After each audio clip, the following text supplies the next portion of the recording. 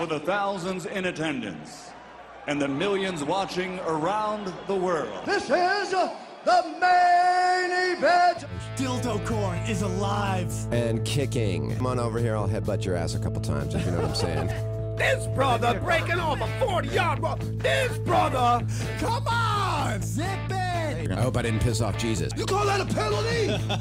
Who's number one, though? Who's number one? It's the LA Clippers. Oh, shut up! You're saying it wrong, people. I would get her pregnant. Fuck you, Tripoli. That just called in and hangs up, you motherfucker.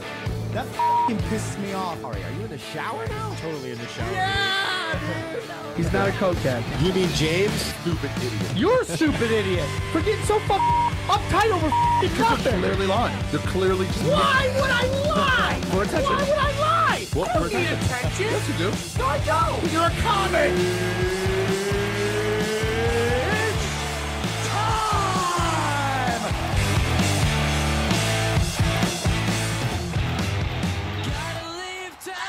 Finally!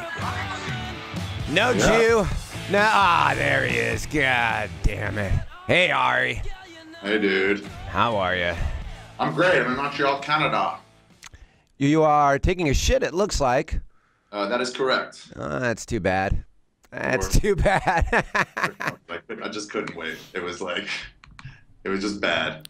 I was talking to somebody at the store the other day, and they were asking me about Punch Drunk and like what the, and I'm like, it's really basically this. Ladies and gentlemen, Paul Morrissey. Ari's got a bone to pick with you, bro. Okay. Ari has got a bone to pick with you. Ari, are you still upset? Right here is great. Fucking Morrissey, man. Who leaves food out in New York? I didn't leave any food out. You left the chips lightly rolled. No, you lightly rolled the top, and then it fucking unrolled on its own. Here's what I did. I cleaned out every garbage you had in there. It had to be a lot. I left him water, Gatorade. G2, hold on. Gatorade 2. That's even better.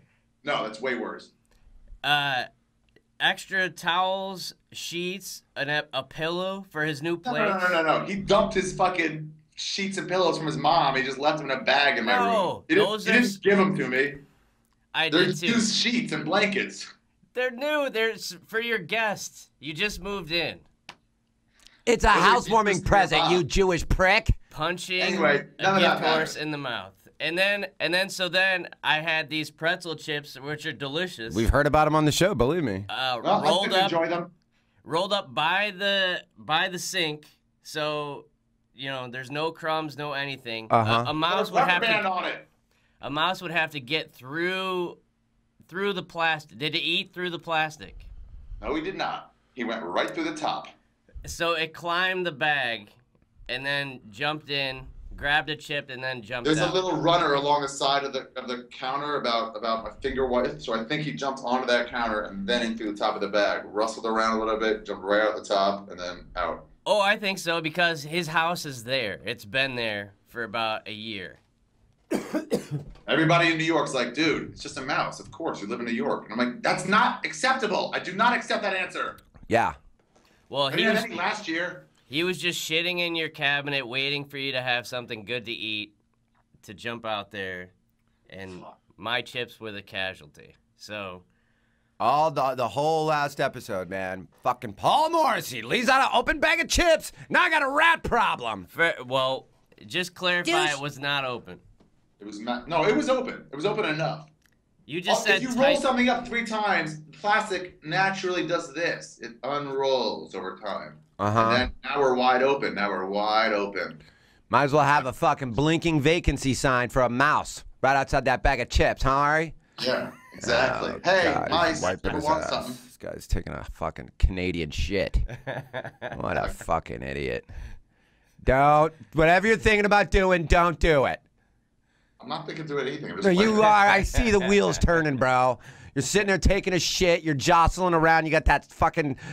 Nah, see, that's what I'm saying, bro. God, this guy. Come on, there's families. There's something on it. Well, there's one thing I'm positive. There are no families watching this show. This is anything but a family show. Dysfunctional families. It's a couple thousand fucking stoner dudes, and then like a couple thousand Canadians, and like 8 Australians, and a tranny fucking correspondent. And that's it. That sounds good. What are you pointing at? Oh, gotcha. Right here, brother. You're fine. Oh. What's up, brother? How you doing? We're just watching Ari taking a shit in Canada. How's it going, Ari? It's terrible. Pretty good. Take them the same way. It's just like come out normally. Who's that? Would you mind shutting the door real quick? Oh, sorry. Where are you, Ari? Matt Walker, good friend of Tripoli's. Matt Walker. Hey, what's up, man? Paul Morrissey, Jayson Thibault. Ari's taking a shit in Canada.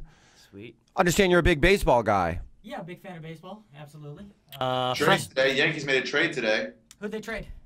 They traded in young Gervis Solarte, their fucking rookie third baseman, who's playing not bad. He's hitting 250, but he had a good run. They traded him for Chase Headley. This guy hitting 220. That seems like a poor decision, but I mean the Yankees, they're always trying to play for like right now. So they I know, but really... they signed these guys like fucking these old guys that had a name once, and they're like, oh, we got him. You're like, that guy's terrible now. Yeah, I mean that's. I think that's sort of the danger of being the Yankees, that everybody expects them to compete every single year, and they're under a lot of pressure to do that stuff, and then who knows what happens. Are the Yankees the Lakers? Is what? Are the Yankees the Lakers? Because the Lakers have been doing that for 20 years too, constantly playing for right now. But like the jig is up now. But there's more. The Yankees had like a 15-year run. Yeah. And they got a couple young guys like Mariano Rivera, 30-year run. Posada, Bernie, and Jeter, who were the core of that team, and they stayed there for a long time. And then they filled it in with guys like that.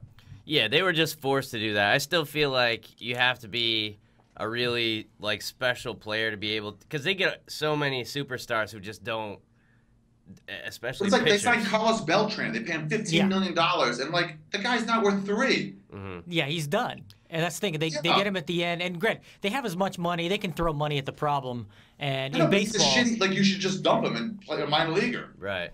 Yeah, I mean, well, I don't know if he's as bad as like a replacement level player at this point, but he's not significantly better. He's 37. He's hitting 220. Yeah. He's got 10 home runs. But they just need guys that aren't. His OPS is 684. Yeah, it's pretty sad. They need guys that aren't going to shit their pants in New York in the playoffs. And so those are the guys that do it. Experienced guys that come up with big hits. I've never been convinced that in baseball that experience matters all that much. I mean, like, that's one thing people always talk about baseball. They're like, oh, team cohesion and stuff like that. And, like, I've always been like, who but gives it's such an individual sport. You're at bat. You're at bat. It doesn't matter. You don't have to pass anybody. Yeah, I mean, people always talk about, like, like, for example, Don Mattingly from the Dodgers was talking about how, like, the biggest problem with the team this year is team cohesion. And I say, bullshit. That's not the biggest problem. Because you look at the A's of the 70s or the Yankees of the early 80s, and they hated each other openly. Sure. Those are teams where they despised the other players, and, like, they still pulled it together and won games. I mean, with the Dodgers, their biggest problem is that we need to upgrade some spots in the infield. We got too many outfielders that we can't move because they're overpaid at this point. Yeah. I mean, what are you going to do with Kemp is severely overpaid. I mean, but granted, for Kemp, when he signed the contract, it was probably not that bad a deal. No, it was worth it when they signed it. But for the last 2 years, he definitely hasn't fucking. You sign a contract with, you're talking a 9-figure contract before you hit a decimal point. You better play really, really good the next year. At least match what you did that year before. Like, I just blame Rihanna for the whole problem. Well, he's Danny Granger. He signed this huge deal, and the team got so much better without him and got a huge superstar. Yep. Yeah. And you're like, God, what can we do with all his money? We don't even need this guy. Like you were saying, Ari, like there's a minor leaguer, Jock Peterson, who everybody wants. Like in any trade thing that the Dodgers are in, they want Jock Peterson, who's playing down in AAA right now. And he's a guy who I'd like to see playing in the majors, but who are you really going to be able to unload? You can't get rid of Ethier's contract, can't get rid of Kemp's contract, can't get rid of Crawford's contract. So what do you do? And Puig has to play when he's healthy. He's the guy who's actually a good value right now. But, I mean, I would hate to see the Dodgers shift him off to get, like, David Price or something when starting pitching is not what we need on this team. Right. Well, first of all, don't say anything bad about Don Mattingly, because he's, like, my hero. He's the Pope as far as I'm concerned. He's a horrible man. By the way, Jeter played with Don Mattingly. Yeah. What's that? He was still there when Jeter was a rookie, right? For 1 year, 2 years. That's how long back that guy goes. I just went to Yankee Stadium on a couple days ago. Oh, cool. On Sunday. It's a really nice place. I've been in the new one. I never went to the old one, but I've been in the new one. It's pretty Beautiful. nice. He just wiped shit on his forehead. I was wondering that. Do you know you just wiped your forehead with your It looked like you just paper. wiped your ass and then wiped your forehead with the same toilet paper. How long is this shit, by the way? The shit's done. It's just a little anal leakage left. And Could have lived a long time and not heard that. This is hemorrhoids waiting to happen again. What are you doing, bro? Stop. Stop. The hemorrhoids never go away, dude. Yeah. You just live with it. Really? No, they actually do go away. I don't know if you know that. I mean, they go down, but they're always there waiting to strike. What? I don't. It's never like you never I get think cured that's how of it. that Well, works. unless you can get them like surgically taken out, right? But even then, they still come back. Yeah. Really? Yeah. Yeah. But they come back for like 10 minutes or something. Like after I take a long dump, if I sit here for like another 30 minutes, they'll be there for like an hour. That Why would seems you? unpleasant. Okay, so you take hour-long shits, is what you? I mean, we are. What time is it now? We are 20 minutes into this podcast, and you've been shitting the whole time. Yeah. But I just started right at 3. Okay, so all right, so I you still. honestly wanted to wait. I wanted to wait and be able to like hear the diarrhea sound. But Okay, I couldn't no. wait. As soon as that down came out. You have IBS or no? You don't I do get not. like nervous before the show. You gotta take a shit. No. That's a thing, right? Yeah. I think so. That's If what it is. anybody, when would, you get if anybody would nervous, have it, you it'd go be this fucking guy. You That's for shit sure. from nervousness, really? I don't know. Yeah, there's like yeah. I just thought it was irritable. I thought it was Just a thing. happened all the time. Wow. Yeah, but your whole system starts getting worked up, and sometimes the bad. I do know bad shit when happens. I take a shit, every possible substance that can come out of me that comes out, I'll tear up and my nose will run. Really? Like I pee at the same time. I start sweating. Like everything that can Well, possibly everybody come out of pees. my body comes out at once. Wow. It's an emotional experience. It's It really our is. it's our giving birth. I if only you do it think like about 4 times a week though. That's the thing. So I don't know. Oh, okay, that's not good. Maybe I save it up Yeah. and then it all comes 4 out at times a once. week. Yeah, I do that too, man. It's about what I do. Yeah. I didn't like, do it I know all people that- yesterday. I know people that go like 3 times a day, and I don't know how that's even possible. Crazy. That's crazy. Yeah, and they that's say crazy we're talk. fucked up. But they're the ones. You and me People are that them. just like at the same time every day. Why not? You know, there's people like, oh, I've shit at the same. You know, I'm like, wow, that's weird. Really? My uncle told me that when I was like 15. He was like, "You gotta get regular, man. You get regular, things will work out okay." Like your like things in your life. Yeah, like everything will come together if I just get if I take regular dumps. All right, I gotta get regular then. Yeah. How about if I work in an office, I'll never shit at work during the day ever. That's, Oh, I'm that's not. what I realized. I'm not a big shitting in public Yeah, kind of person. I kind No, of you like gotta having go to my another home- floor. Go to another floor. Ugh. I like having my home toilet. Yeah, I just don't Oh, trust toilets are whatever's nice. happened before I sat down. Yeah. Like Some some. toilets are good. No, I used to go home. Office. It depends on the company, I guess, but so I've been in hotels where I've been like, I'm not gonna take a dump in this piece of shit. Just because it's a shitty It was hotel. like bad. It was like a bad hotel. I'm like, I'm not doing that here, and I just held it in for like 3 extra days until I got home.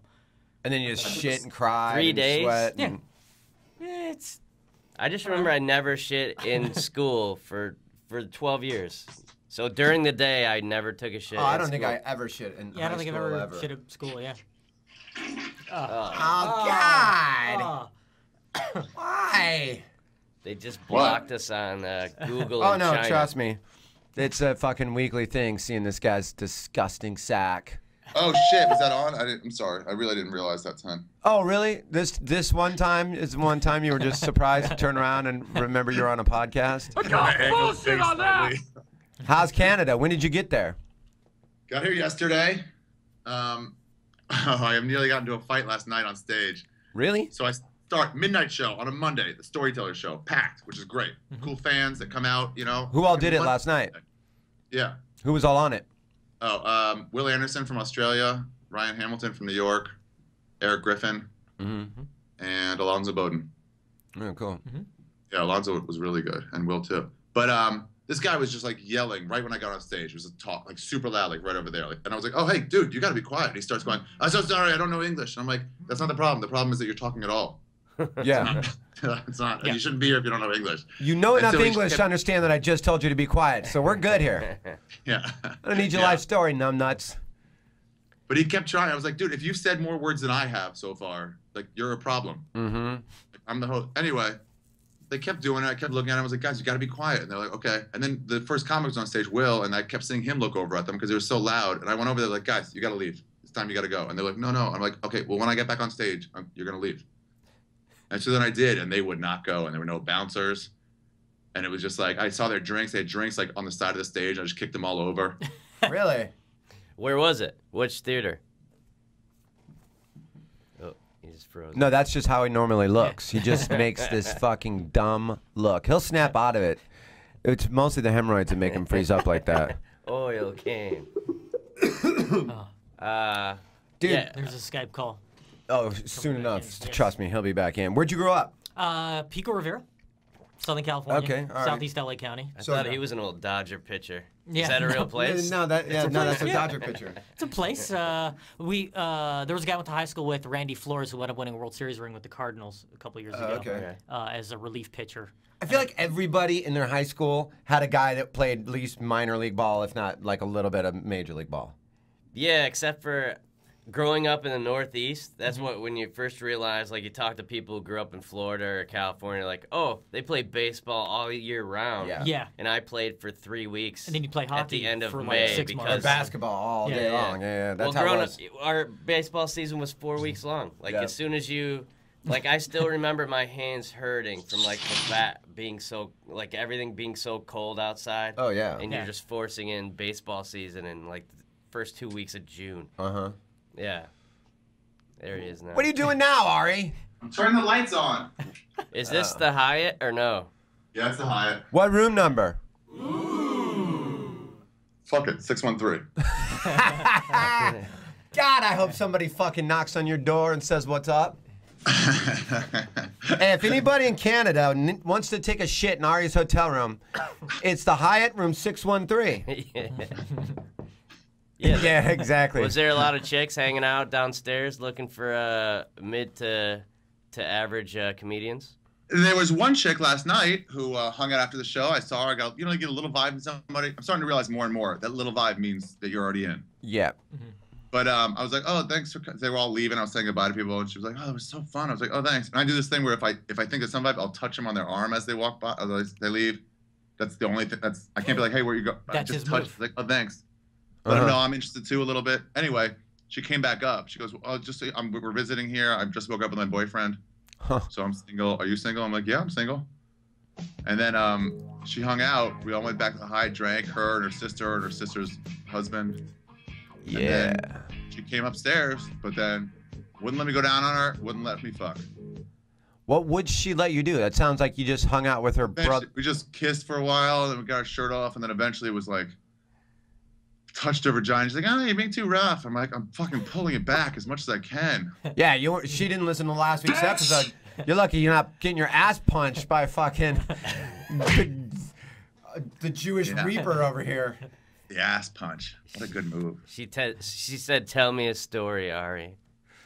Last week, Sam's like, Ari, I don't think you're kinky. And he's like, oh, you're wrong. I'll choke a girl till she can't breathe. I like to punch a girl in the ass. We're like, wait, what? You punch a girl in the ass? Yeah. No, you do it straight down, so you catch cheek fully. Yeah, exactly. Okay. So you're doing doggy style, and then that's the exact punch, Walker. Yeah. Right like that. So you punch him on the cheek. On the cheek. So like you get him like. I don't need the illustration. Harder though, Ari. Oh yeah. Hopefully her ass won't be that hairy. Come on, yeah, dude. hopefully. What's wrong with this guy? You know when it's like slap. It's not hard enough. Yeah. So you're making out with her. You're punching her in the private parts, and then she's like, "Stop! You're hurting me." And then what happened? No, we didn't even get to that. We didn't even get to start having fun. And she was like, "No, we can't. We can't." I just get so frustrated. I'm like, "Wait, why can't we? What are you talking about? You'll be gone tomorrow. I'll be gone in a week. Like, you live in Florida. What the fuck? What are you talking about? We can't." Did you go, you live in Florida and I live in Rhode Island? My name is Duncan Schussel and I live in Rhode Island. Actually, I just don't have time for people. Like, we need to know each other first more. And like, we don't have time for that. Yeah. It's 3:30 in the morning. You know your mistake, though. And I learned this. I saw that I Am Road comic movie, the Jordan Brady thing, and Alonzo was in there, and he said the mistake that comics make, you don't go to another bar ever. You're the star after the show at the club, wherever you're performing, and you have 45 minutes. So whatever you do from there, like you should have said, just come back to my place from the show. No bar in between to bring you back down. The Hyatt bar. well, there's still a buffer to, well, maybe this guy isn't as cool as he was when he was on stage a half hour ago. Right. You It's just go, pretty like, good. let's go right now. You They're like, milk all that right. Yeah, that's a celebrity. good point. Yeah, it's a good point. Like, I think you're as in as you're gonna be right after the show. You can't be cooler, you know? Yeah. That's all no, you're written right about material or stuff. It's like, yeah, that's when I'm on my best. Yeah, there's some people that are really good at that. It's a game I like to call when I'm on the road with a buddy of mine. I call this game, Where Did Tripoli Go? I love cocaine! We were telling a story last night, like a long time ago. I was doing a road gig with Tripoli. This is a long time ago. And it's like, they closed like the whole club down because it was like wintertime. We're like in the Midwest. But everybody could just hang out in there and like smoke inside. And, 10 or 12 of the regular audience members plus the whole staff. And all of a sudden I'm like, where did Tripoli go? I mean, I haven't seen him in like 30 minutes. Then I see him, he's all kind of disheveled looking.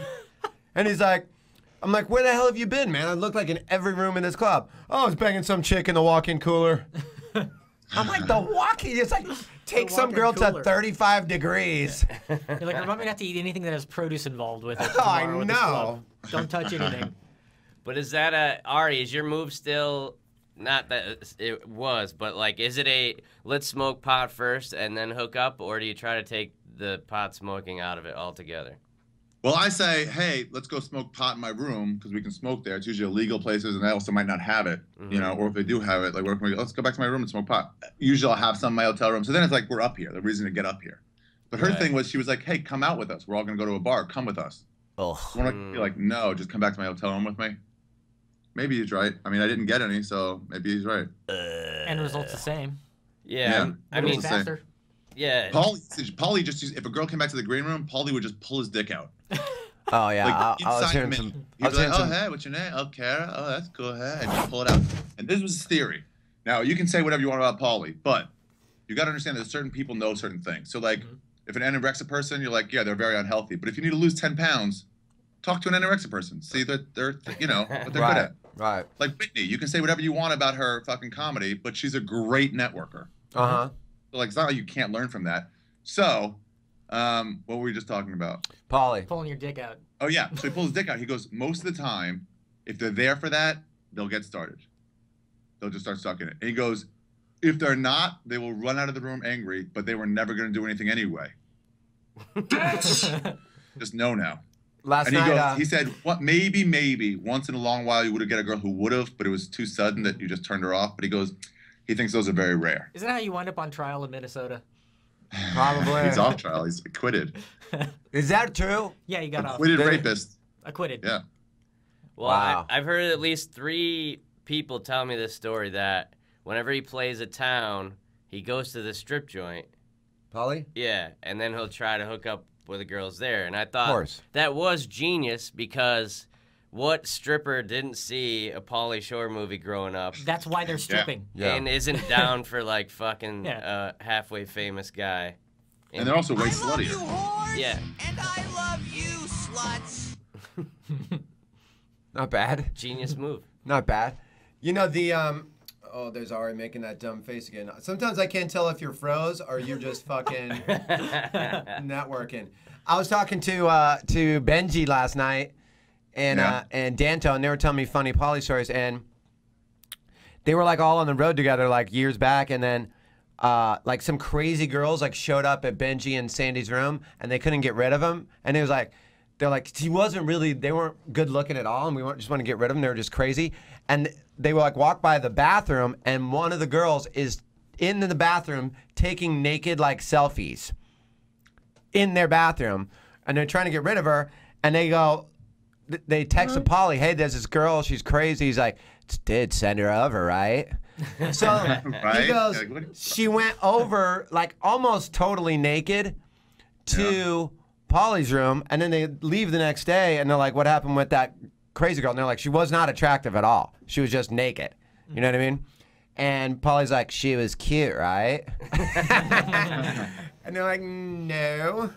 But we pretty much know what happened there. Oh, my God. Stay away from Minneapolis. Yeah, 100%. 100%. Dude, how was Letterman? I saw your set. That was so cool. Now, the first time you did it, they ran out of time, right? Yeah, I got bumped. I got bumped here, and then if you haven't seen it, I'm going to be on Letterman this Friday. Sweet. Yeah. It's a rerun.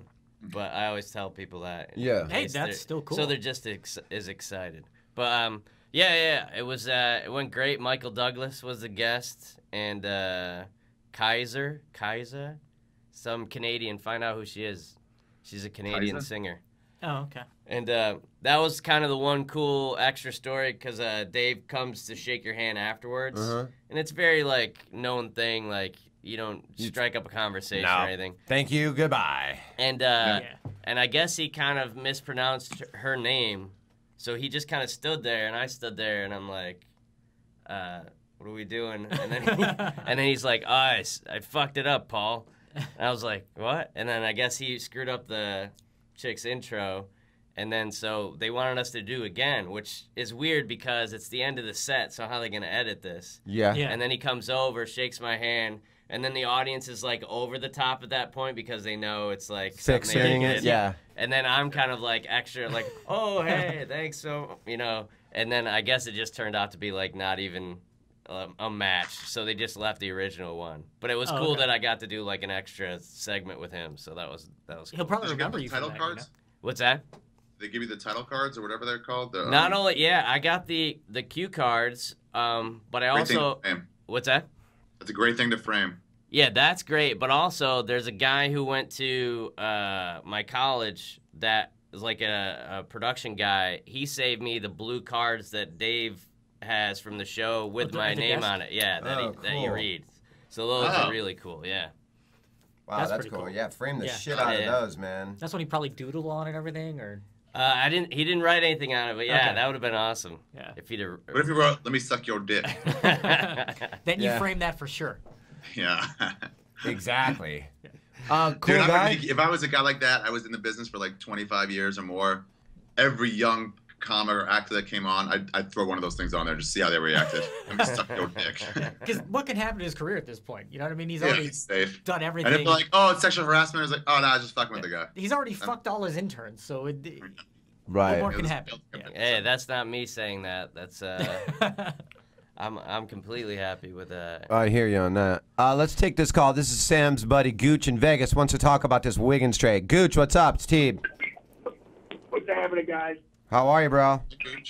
Doing real good, man. So I keep getting these text messages in the middle of the night by Tripoli just informing me how crazy it would be for Cleveland not to take the Wiggins for Love trade, which I would understand if it were just Wiggins for Love. That's it. But when you throw in Bennett and you throw in 2 more first-round picks next year, it's just too much, especially when Cleveland's got the advantage in the trade. Well, who else have you got? I don't know. Well, Cleveland I don't think they have the advantage. Love is a better player, and he's 25. And also, I mean, there's a lot of suitors right now for Kevin Love. You got the Celtics are dying to get Kevin Love. Oh, yeah. So is Golden State. Golden State, who really wants Kevin Love. It's not like they can't dish him somewhere else.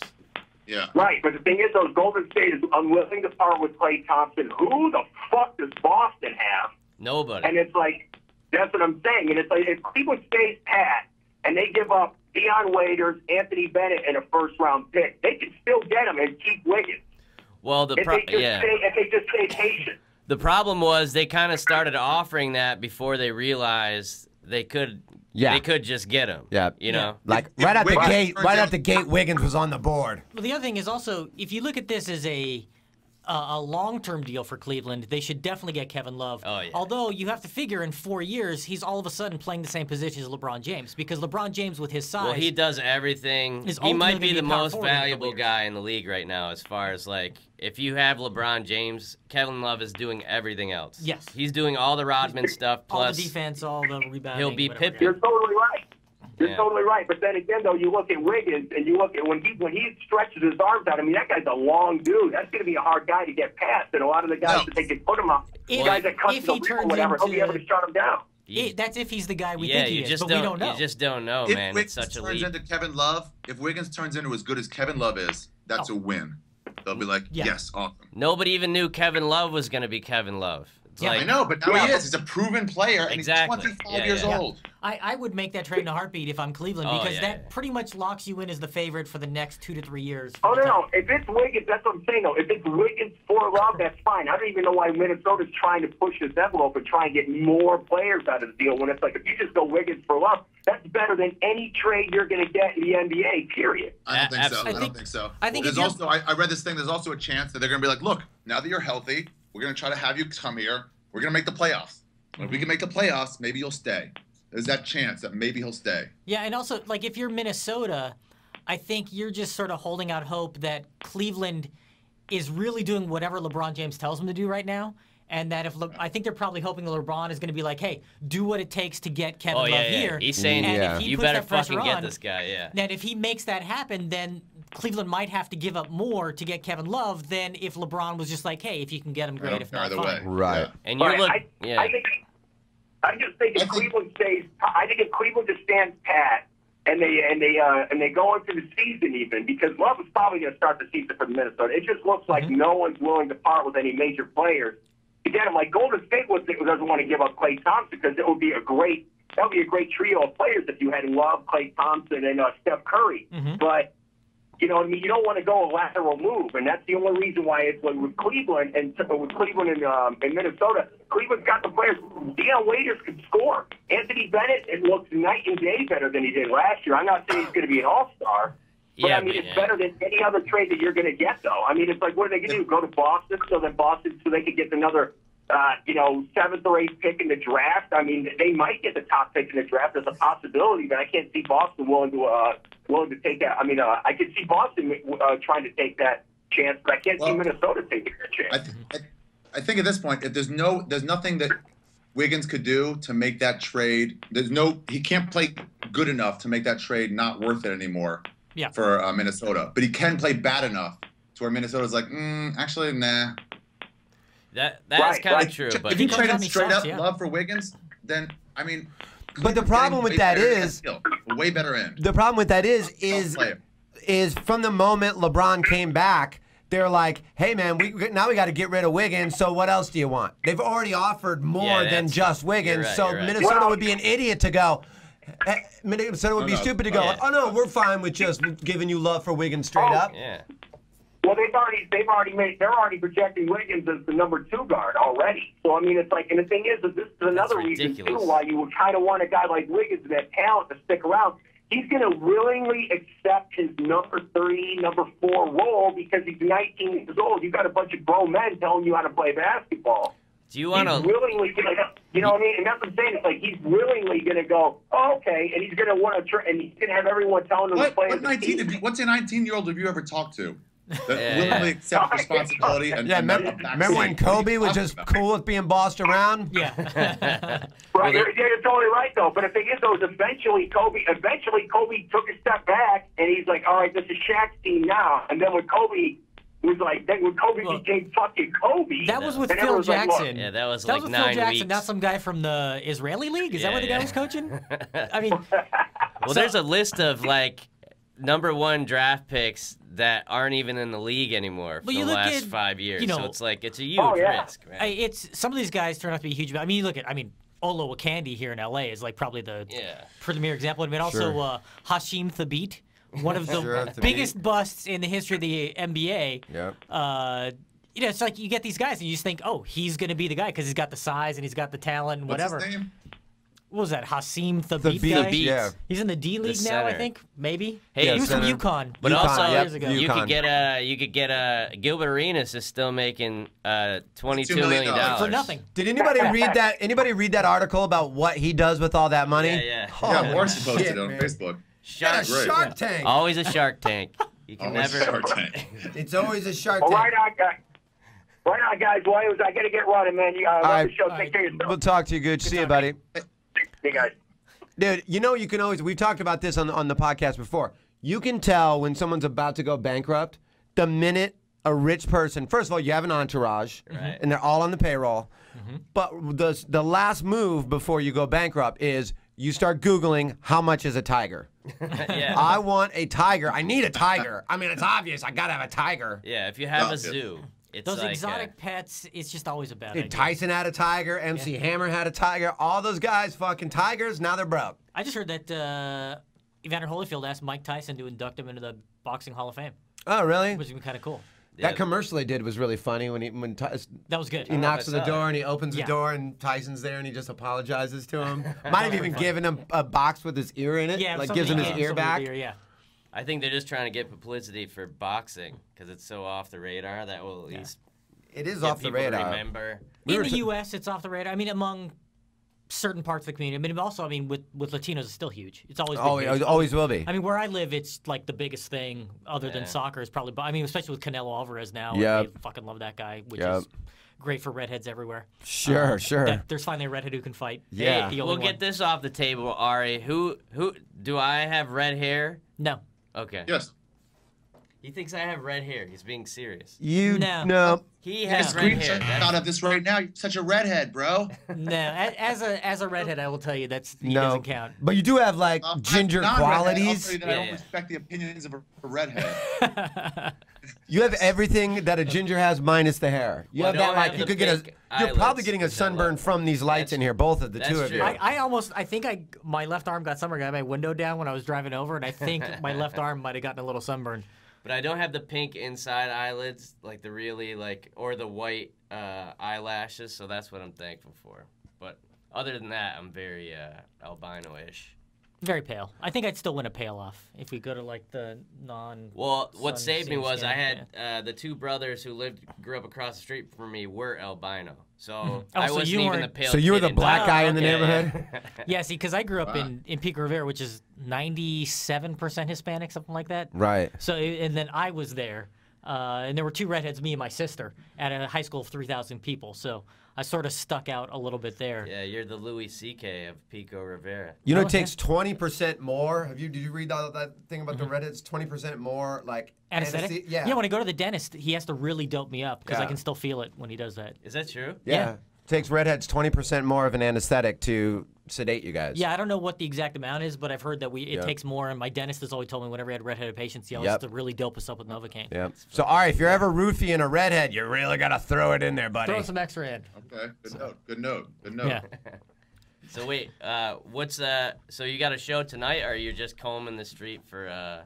Just got a midnight show tonight. That's it. I think tomorrow too. Just going. My storyteller shows are at midnight. So you're doing 3 nights in a row there of storyteller shows at midnight? 4. 4. Okay. Different topics every night. Have they done that Don Rickles thing yet? Did you go? No, I'm going though. I already asked. Like I put in my extra asking for tickets and stuff. You know. Man, I sure love that guy, but they really are. They're really saying goodbye to him, huh? Well, this is it. Yeah. They're doing, I think they're doing 2 nights of a TV show taping just to make sure they got it right. Of TV? Oh, maybe. Yeah. Maybe. Yeah. I went to go see him in '98. I remember because I was thinking then, I was like, how many more opportunities I'm going to have to see Don Rickles perform? 100%. So I was like, he's performing at San Manuel. I'll drop my ass out to the Inn Casino. I'll go see Don Rickles. And I went out, and it was a good show. Sure. And now it's 16 years later, and he's still out there doing shows all the time, which is crazy. My buddy of mine saw him, Jarvis saw him at an airport, and he was walking by, and he's like, shit, man, this is probably right around there, 98, 99. And it's Rickles is coming by, and he's, they're about to pass each other. He's like, this once-in-a-lifetime thing. I got to say something to Rickles. I want to get him to insult me. Yeah. And he was with, his wife and a couple other people, I don't know, assistants or whatever. And as they're walking by, Jarvis goes, Mr. Rickles, I'm a big fan. Will you please insult me? And they never stop walking, and Rickles, in the middle of talking to somebody, turns to my buddy. They're still walking in opposite directions, and Rickles goes, with a face like that, I don't have to say anything to you. And then they just keep walking, and Jarvis goes, yes! Is that Eddie Jarvis? What's that? Eddie Jarvis? Brian Jarvis. Oh, Brian Jarvis. Okay. Yeah. That was hilarious. That's the best reputation to have, that. Yeah. Make fun of me. He just shits on you. Well, I saw Aaron Paul on a talk show. He was on the Graham Norton show not too long ago, and he talked about how every single day people come up to him and they say, will you please call me bitch? Please call me bitch. He's going to get that for the rest of his life. Mm-hmm. Yeah, that's a mind. I remember I did a week with Screech one time years ago. What? Yeah, and he before or after porn? It was right when it happened. Okay. Because I was he was doing stand-up. Yeah. But also had a sex tape. Well, he told me the whole thing. I was like, what is the, what's the deal with the tape? He's like, well, I'm just doing it until I can think of some other thing. Because it was all made up. It was just like a marketing thing. Of course. I mean, he was like fake that it was a leaked tape and all that. Yeah. The whole thing was like a marketing. It's a leaked tape with 3 camera angles and professional lighting. Whatever. Every sex tape. Yeah. For the most part, 100%. You know, has been like premeditated. Yeah. Like totally. that one with the teen mom chick who banged James Dean 100% with multiple camera angles and like, oh no, that was never supposed to come She out. is a cunt, that one. Yeah. Farrah Abraham. There's a sequel to that one too. Of course there is. I'm sure she was so upset it came out, she made a fucking another one. You fucking pig. But Screech was. She's got a good body and face. Yeah, she's pretty good looking. Give her that. She is a total cunt. It's not like we won't see more. That's what we're saying. I'm just of the age where if you're so good looking, but you're such a cunt. I'm just like I don't care. There's too many girls out there that don't make me want to punch them in the throat. Right. Actually, that's not true. That's actually not true. I take that back. There's a couple of them out there that don't make me want to punch them in the throat. I think we're pretty much. Oh God, look at this pose. Oh man. This is like if you were like a teenage girl and I was like a teenage guy. That's how you would lay in bed while we like. This is flirted. relationship Ari right here. What'd you do? What do you want me to get you? Pull your dick out from Get your God. Why? Look at that. You're just the edge of it. You're blind in a room full of gingers over here, bro. It doesn't even faze me anymore. I've seen your dick as much as I've seen mine. I have dreams where it's like, you know, like I'll have a dream where I'm like about ready to have sex and I look down and I have your dick attached to my body. Really? No. Covered wagon? Nah. That would be a weird dream, though. That would be. Yeah. Which of your buddies' dicks would you like to fuck with, Ari? What do you mean fuck with? You get to fuck with their dick. Not like you get to play with it, but it's like you're fucking somebody, but you're using their dick instead of your own. Okay, I already know the answer. I have 2 people. It's Kurt Metzger, because what everybody says, he just has this massive hog. Okay. Like that's what everybody says. All right. So I'd like to see that. I'd also like to see Sam Tripoli's dick, how that feels, because he seems to get hard real fast, like real off. You took it too gay. I was thinking that you're just gonna fuck like the dirtiest girl you could just to give the guy some disease or something. You also could have passed on that question and said, I would never want to do that. No. You could have, but no, you went, I've thought about this a lot, and I'll give you my top 2 of my top 30. And I moved the camera angle so I could jerk off while I was saying it because it was so hot. You didn't get laid last night, but now you're thinking about 2 dicks that you'd like to be touching. Uh-huh. I think this could be our sponsor calling in. Wow, that's super gay, bro. That is super duper duper gay. Thanks. We may go UFC, but this might be our sponsor. If it is, we'll go this route. UFC. Dude, yeah. Cowboy Cerrone is fucking killing it. He's killing it. Cerrone, whatever. Cerrone. Yeah. We got to give it up for my buddy, Aljamain Stewart, wins his first UFC fight. Oh, really? Cortland State. Cortland. That's a hotbed for fighters, I think. John Jones helped him get his really? get his contract. Dude, that's a hotbed for fighters. There's a lot of people coming. Fight. There's a lot of people. It's a gross area of the world to live in. There's nothing to do. They're like angry. It's the worst. Yeah, you got it. It's like Detroit without the factories. It's like that's how like every time I listen to Slipknot, I'm like I've driven through Iowa. I understand all the rage when they're playing. Like I get life in 2 pieces. Is that him? Well, you can either. Is my last resort suffocation? That's Papa Roach. Oh, Papa Roach, yeah. They're all garbage. All those bands. You see those people with their shirts on. You're like, get away from me. Why are you in line in front of me? They are garbage. No, my area is like the Dan Band guy, Dan Finnerty, and Natalie Merchant. Like, it's not angry. It's just like, just fucking weird. Right. You know, weird and happy. It's like go fuck yourself music. All right. Guys, what? If you have to watch one sport that's not one of the 4 major sports, and we're going to call one of the 5 major sports, let's call soccer that. Okay. What sport would you watch if it just came on ESPN? We're talking about bass fishing, darts, bowling. I'll tell you the 2. There's 2. We're not boxing, not UFC. Oh, no, not fighting. Let's call it 6 major sports. Sure, okay. None of the major ones. Competitive eating.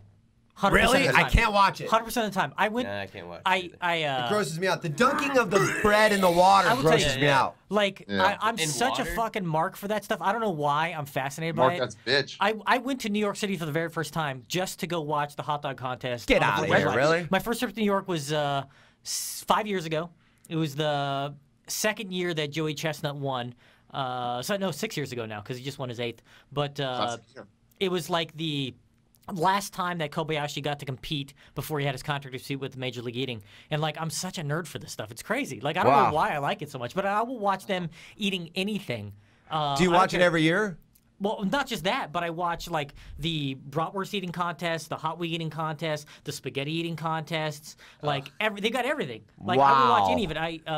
What are you so fascinated about it with? It's just amazing to me to see people put down that much food. Like, I'm astonished that people can actually do that. Yeah. But you're in, like, and there's technique to it that I'm all into. It's weird. But you're, like, fascinated by the ability, or you're just, like, seeing people go through, like, pain? I like all of it. I don't know. Like, I'm fascinated they can do it. I like watching them do it. I mean, they've had a taco eating contest I've gone down to watch at taco eating contest. Hermosa Beach a couple times. I mean, it's a really. That isn't the top 5 major sports, by the way. No, it's not in the top 5. But it is something that one thing you have to think about. I mean, there's what, like 7 billion people on the planet Earth, and 6 billion of us eat every day, something like that, probably. Yeah. So of those 6 billion people, like there's like 20 guys and a couple women who are like the best at it out of all of us. Well, that does remind kind of me of like the basketball thing. Like they should have like guys eat like 10 hot dogs and then UFC fight. Like in between the rounds, just have. Well, they have stuff like 20. They do have stuff like chess boxing, where they play a couple moves of chess and they box for like a round, and they play a couple more moves of chess and they box. I saw that. I saw that. That's crazy. They have like arm wrestling where you're punching arm wrestling boxing. They do too, where you're arm wrestling and punching people in the face at the same time. Like they have some weird sports out there, and I'll watch any of that stuff. I don't know. I've never watched the eating. Those stuff. World's Strongest Man. I'll watch that. What about arm wrestling? Arm wrestling, yeah. Yeah. I don't know, man. I don't know what mine would be. I love darts. When they go, darts is fun to watch. 135. You know what one is fun is really fast. I didn't notice like it's like they're just like out there throwing and like all the scoring. Like I can't like I got to think about okay, which one was that in? What game are they playing? Because they're all playing like 501 or whatever now, and I'm just like, how do they know so fast? Like they need to get a 777 or whatever. Like like. They've been around so long. They know. Yeah. For me, I need they have these ones in was it Shanghai? I think Shanghai. They had these dartboards that keep your score automatically. Yeah. You know? Yeah, they have those here. And then they tell you exactly what you need. 2 777 and 6. You're like, awesome. I was gonna say readjust every time you fuck up. The same in China. When I play here, I just play cricket, which is like a little easier for me to understand because like I know I need to get 3 20s and 3 whatever. But yeah. I thought I needed the V. I know. The H. All the numbers looked like crazy shit in fucking in China. The guy inside of a mountain. Oh, I need a circle with a squiggly line next. You know what one is fun to watch is you ever watch the lumberjack competition ones? Yeah, that's fun. Yeah. That one, where they climb really high and really fast on that pole, and then they got a chainsaw something at the hole. Like where they're like trying to make the other guy fall off. The axe throw. Yeah, the axe throw. That's a good one. Just like, see, that's a sport. That's a weird sport that I don't like. In darts, I get into it because I can see the score. I can see what people need. I get into the competition of it.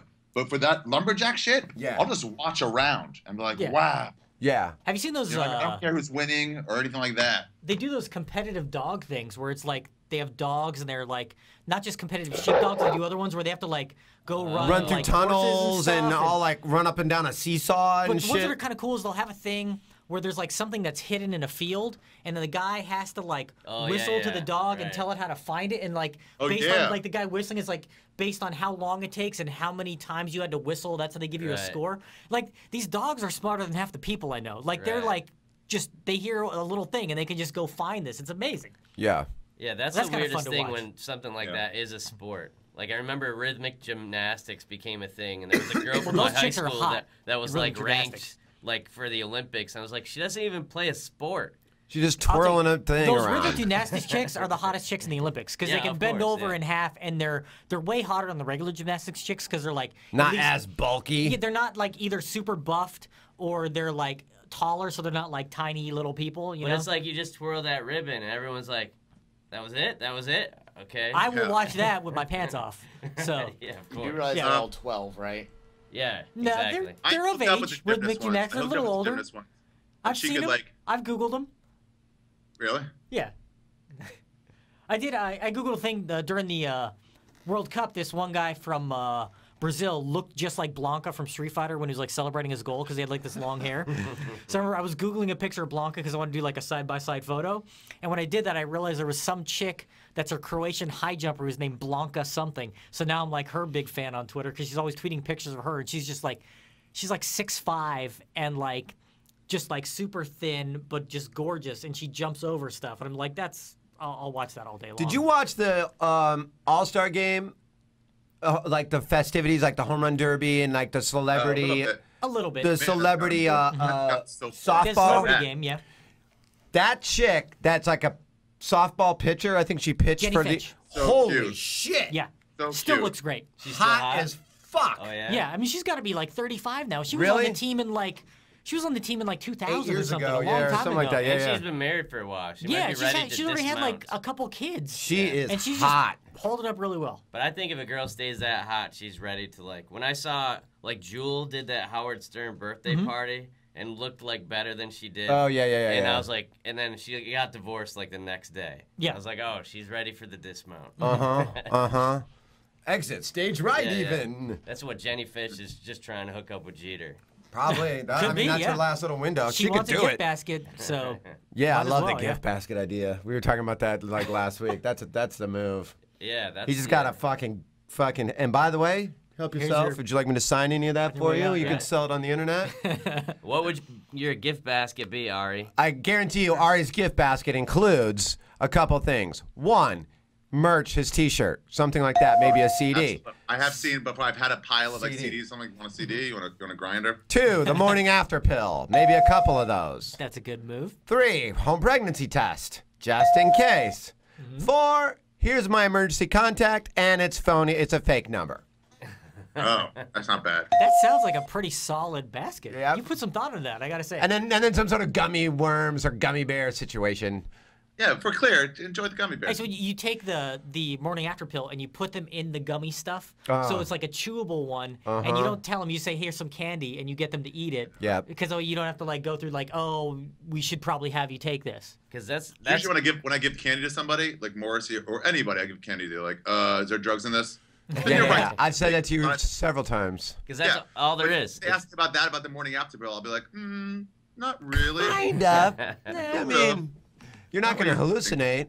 Ari's whole apartment it's weed, candy, and some kind of like supplements, like vitamin. So it's It was either fish oil that I haven't opened in 2 years. or it's candy that has weed in it. So it's all in gummy form. Or, yeah. All three of those are I in gummy guarantee form, you. yeah. I guarantee you. If Ari got rich enough, he would have a room that would be like gummy furniture, and he would just lay on a couch, face down, just chewing. Wait, what is Yeah, that gummy nutrients stuff and in your refrigerator now? Like the big That's all. one. That's all marijuana. Oh, okay. Los It's like- gummies, hermanos. They're these huge like spider, like gummy bear things, and I'm like, I know that's pot. Like they're just all over. And it is. Yeah, yeah. Yeah, absolutely. Of course it is. It 100% Those is. things are good for like 3 to 5 people, depending on your tolerance. Each one of those things. Really? 3 to 5 Remember people. when that right when stores opened, like right when they first started, before even the big fucking push for it, around the country, but when they first started here, and Rogan was one of the first ones to get his thing. So he would always Lemonade. show up, with like he would open his trunk at the Comedy Store, and there'd be like a case of pot soda. Yeah, the lemonade stuff and like drinking. And like really? different suckers. So what was that movie about the bear that killed the guy, Grizzly Man? Remember that? Oh, Joe. No. What? The guy's name? Joe. Oh, I don't remember the guy's name. I'll but Google it. yeah, Google it. So right when that movie came out is when this was all going down. And a movie about a grizzly bear killing a guy, that's right in Rogan's wheelhouse. So Rogan, Duncan, and I go to see this movie, Grizzly Man. Timothy Treadwell. Timothy Treadwell, exactly right. Yeah, but killed his girlfriend as well. And so we go to see this movie, and we're sitting in the car, and we're smoking a joint before the movie. And Rogan gives us all these suckers, 3 suckers. And you know how he's like, okay, guys, right when the movie starts, right when the trailer starts, then we'll get our suckers out, then we'll start. He's like trying to time the high perfectly. Yeah. And back then, you had no idea how powerful these edibles were. You couldn't even believe there was pot suckers even. So we get into the movie. Everyone's got popcorn. 3 of us are sitting there, and like Rogan's in the middle of us, and we're like the only people in the theater. So all right, guys, get your suckers out. So we all get our suckers out. I'm like, crunch, crunch, bite, swallow. The whole thing's gone. And then, you know, it was gone in 10 seconds. And then the movie, that was during the trailers. Then the movie starts again, and Rogan's like, okay, guys, let's take a couple more licks before the movie starts. And I just look at those two, and they have like these whole suckers that they took like 2 licks, and then they put it back in the wrapper. And I just hold up this empty stick to both of them, like, my shit's gone, nigga. I don't know what you guys are. What? Couple licks. The second one. You fool! And the look on their faces, they're looking at me like, oh, you're fucked, man. You were fucked. And man, 15 minutes into this fucking movie, I'm sweating like Mike Tyson in a spelling bee. I'm having a fucking full-blown meltdown, man. I couldn't enjoy the movie. I'm like, and I was trying to be cool in front of Joe. I don't want to look like I'm about to fucking start crying and shit, but I was really having a meltdown. Has the planet gone mad? Plus, you don't know how much it's gonna do. You don't know how deep you're gonna get, so you just keep getting higher and higher. And you're like, it should stop, and you're like, yeah, but we had already smoked a joint, so I was already kind of high, and it was a sucker. You know what I mean? I'm like, hey, cool, candy. And I just ate it forgetting, you know, that it was like probably like smoking 12 joints, which it was. Do those things taste any good, or are they awful? Dude, no, sometimes they taste great. Sometimes it tastes like weed. You can't even taste the weed in it. But I'll tell you what, the sports-related UFC story with those things, they had the Jolly Ranchers. Same idea, just no stick in it. You know, pretty much the same thing, though. And I was sucking on one, just going, and some people came over because we do a show a lot of times with Rogan the night before. Yeah. And so at the UFC, you get recognized a bunch because a lot of those people go to the show. Yeah. So this guy came up to me, he's like, oh man, you were awesome at the show. UFC hadn't started yet, you know, it was still like the 40 minutes beforehand. And I was like, oh, thanks a lot. And then and then some other guy came up, and before the second guy came up, the first guy was like, dude, somebody's smoking pot in here. You can smell it. And I was like, oh yeah, that's cool. And they just don't think to look at what's coming out of your mouth. Then the other guy comes over, and is like, hey, ooh, who's smoking pot? And they just look into the stands, and I'm like, I don't know. I'm pretty ballsy. But you never know. You didn't even know. Like, that's what like, Ari gave me one of those Jolly Ranchers once, and I was like, it makes me paranoid, man. I'm not. He's like, take it on the plane. I was like, I'm not going to take it on a plane. If it makes you paranoid, it's the last place you want to do that. And I was like, he goes, keep your mouth shut. Well, he said, just take half of it then. That was his advice. Like, just cut it in half. But how do you cut a Jolly Rancher in half? Is it going to shatter? Yeah, I know. What if somebody told you, like, oh, I don't like alcohol because I throw up? And then you're like, well, how much are you taking? Like 6 shots of tequila? I'm like, oh, take 3 and it'll be fine. Yeah, like a shot an hour for like 3 hours and you'll be fine. Yeah, it's just good advice. I don't know, man. I chug a bottle till I start vomiting. It's like, well, okay, well. But it is funny that he didn't even know the smell. I remember going through the airport with Jimmy Dore, and of course he's got it on him somewhere in the airport and doesn't care, and just reeks of marijuana. And you can even hear like little kids. I heard this little girl tell her mom, she goes, "Smells like a skunk in here, mommy." And Jimmy's just laughing. All right. Hey, you know what we should do? Next time Morrissey comes in, let's get a green screen of just something orange and see if his hair doesn't show up. All right, let's do it. I'll take that. All right, let's take a quick break, Ari. Real quick, what do you want to plug? Where are you going to be, Ari, other than your next couple nights in Montreal? Yeah, and a live podcast on Thursday during the day. I have in Brooklyn, August 21st at the Bell House. I am doing an hour in preparation of my new special. It'll be the only time I do an hour in New York. It's $15 in advance, $20 at the door. So get tickets early. The Bell House, August 21st at arithegreat.com. Sam and I will be doing his pole dancing karaoke show the 29th at the Viper Room. That'll be awesome. Nice. This weekend, Sam's going to be at the Madhouse all weekend. Tomorrow night. Is that Comic-Con? Yep, he'll be at Madhouse for Comic-Con. Tomorrow night, I will be at American Comedy Company for Comic-Con doing a couple Death Squad shows, as well as Thursday. So if anybody's down, stay when you're there now. How do they work that out? What's that? How do they work out where everybody's staying? That was a problem last time. It was a problem last time, and I think I'm going to try to get the condo tonight. Oh yeah. For Wednesday. Oh, yeah. I mean Wednesday, but I'm going to talk to them today to try to just pack everybody in there. What do you guys got? What are you guys going to do? Late Show with David Letterman, Friday night. So cool. Yeah. Cool. Wait, that's when it's airing and hasn't aired yet? No, it's airing again. Rerun. They're rerunning it already. Rerun. Get paid again? That's awesome. Nice, dude. That's great. What do you got coming? Saturday, I'll be at the Ice House, 10:30 p.m. Ice House in Pasadena. Nice. Love it. Saturday the 26th. Yep. Fucking love the Ice House.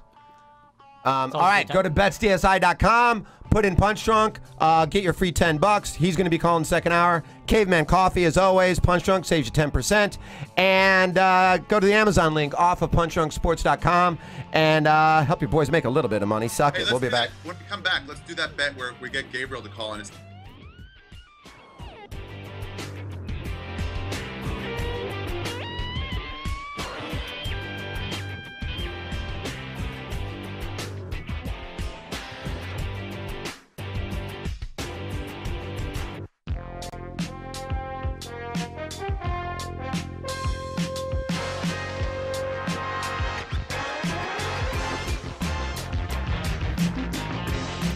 Hey, fuckers. We're back.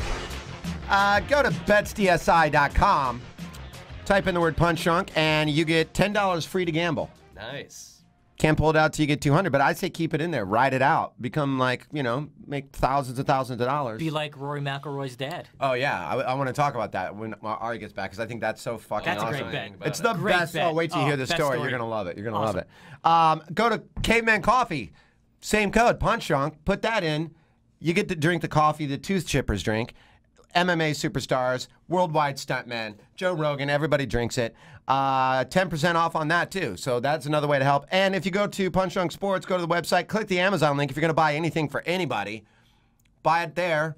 That helps us out a little bit, too. Great website, by the way. Yeah, thank you very much. Awesome. Yeah, man. Got it up and running finally. You haven't checked out the new one, because it's pretty new, right? Yeah, it's only like 2 weeks. About 2 weeks. Yeah. Check it out. Awesome. All fans write articles and stuff. It's great. It's great. We've had so many website problems for like a fucking year straight. There's a great lady that does Ari's. Yep. Mine. Yep. I think she does Sam's now. Yep. And Just then, did. Yeah. Yep. So they all are very, very good. Yep. Yeah, I want to wait for Ari to get back for this McElroy story, but that it's fucking. Wait till you hear. Back. Can you text him and let him know? Yeah, I'll text this fucking guy. Is this sunrise or sunset? This is sun setting. Okay. Sun that setting. Would be, that's the west that way, right? Yep. It's East Coast. Is it this direction? Well, I gotta see. I can't see where the sun is on it actually, but I do want somebody to Photoshop Ari with red hair. You can even do Ari as Wendy from Wendy's. Yeah, that's got to be sunrise there. How about Ari as Raggedy Andy? Yeah, anybody wants to Skype making Ari a ginger. Yes. The uglier that you could do it, the better. Like, really fuck his face up. Right. Really. That's my bet that I wanted to do. Like, if we get an official person to say that I don't have red hair, he has to dye his hair red for like a week. I'm telling you. I'm telling you, we could not get more of a fucking official in here. Exactly. Right now. Your hair does not look the color of my pubes. Right. All right. Well, I hope not. Not that I would know either way, but no. Yeah. I mean, if anybody would know.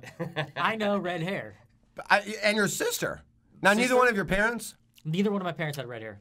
They genetically, that can skip repeated generations. Right. 4 or 5 generations. It's a recessive gene, but in my family, it ran on both sides, so I have aunts and uncles on both sides that are redheads.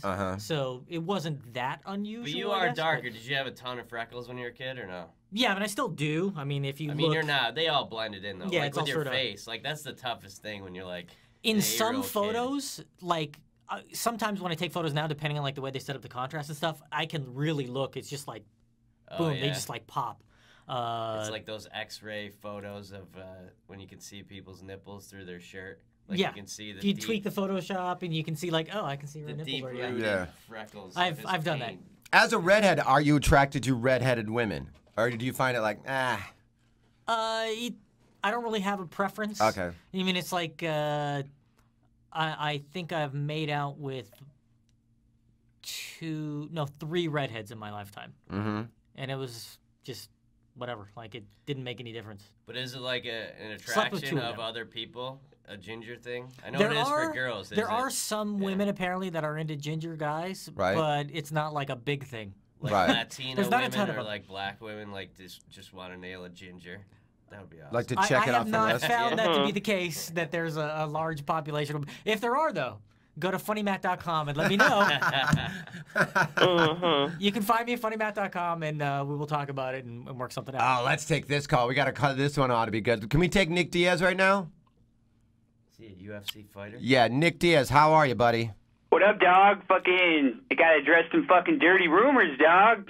Yeah, you got some rumors going around. Let's hear it. What's up? Dog, what's this fucking shit about GSP, man? Fucking saying Ronda Rousey's fucking into him? That's fucking bullshit, dog. Yeah, he called last week. He said Ronda Rousey has been, his English isn't good and he doesn't understand a lot of terms. We kept telling him that it's called sexting, but he said that she keeps fuck texting him.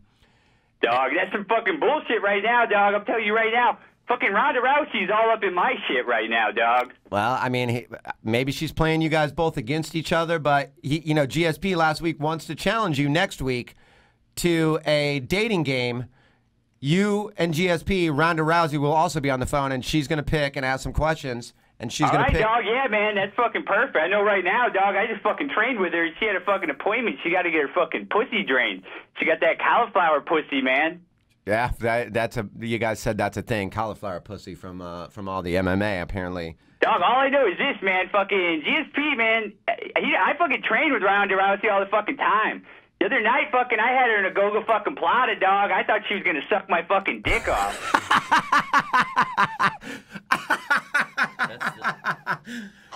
Wow.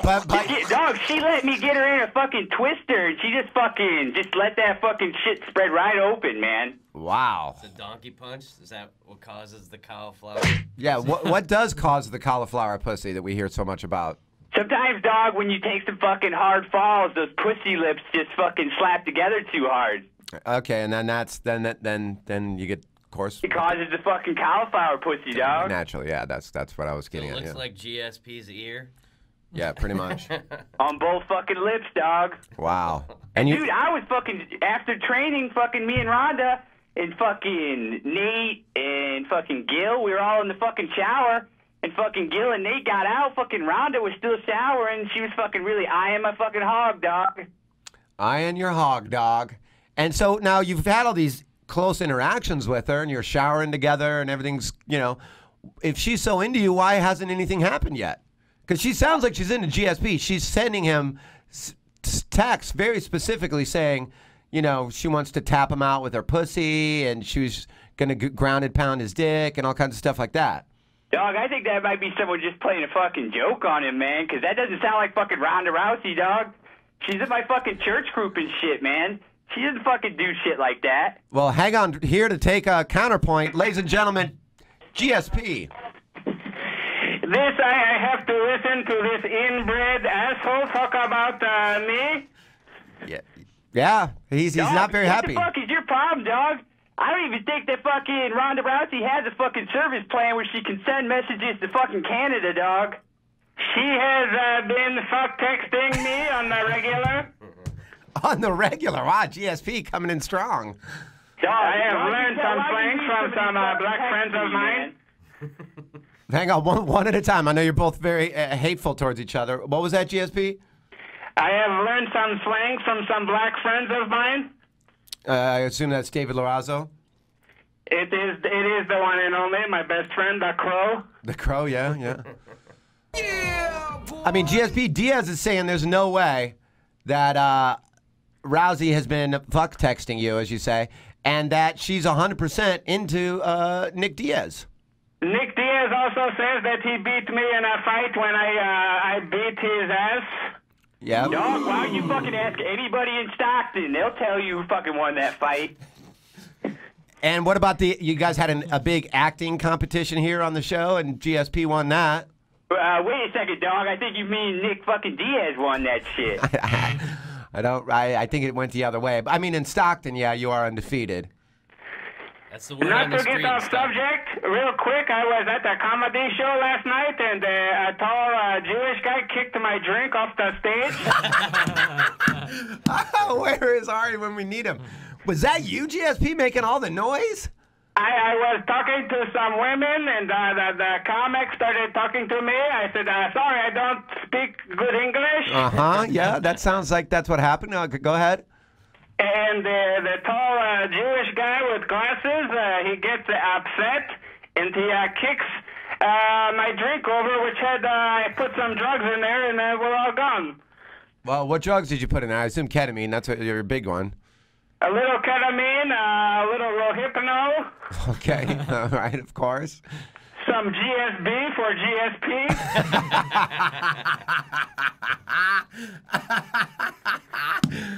Wow, okay. Are you still? Last time you called last week, you've been huffing what you called computer spray. I have been huffing the computer spray, and you take it. It is a rush like you've never felt before. It's a rush Saint Pierre. Your computer has never been cleaner. Oh, Jesus Christ. Well, I don't use it on the computer. I use it to get high, but I guess. Wow. Dog, I don't think this fucking Jewish guy was scared of GSP because he fucking knew he's going to kick his drink over.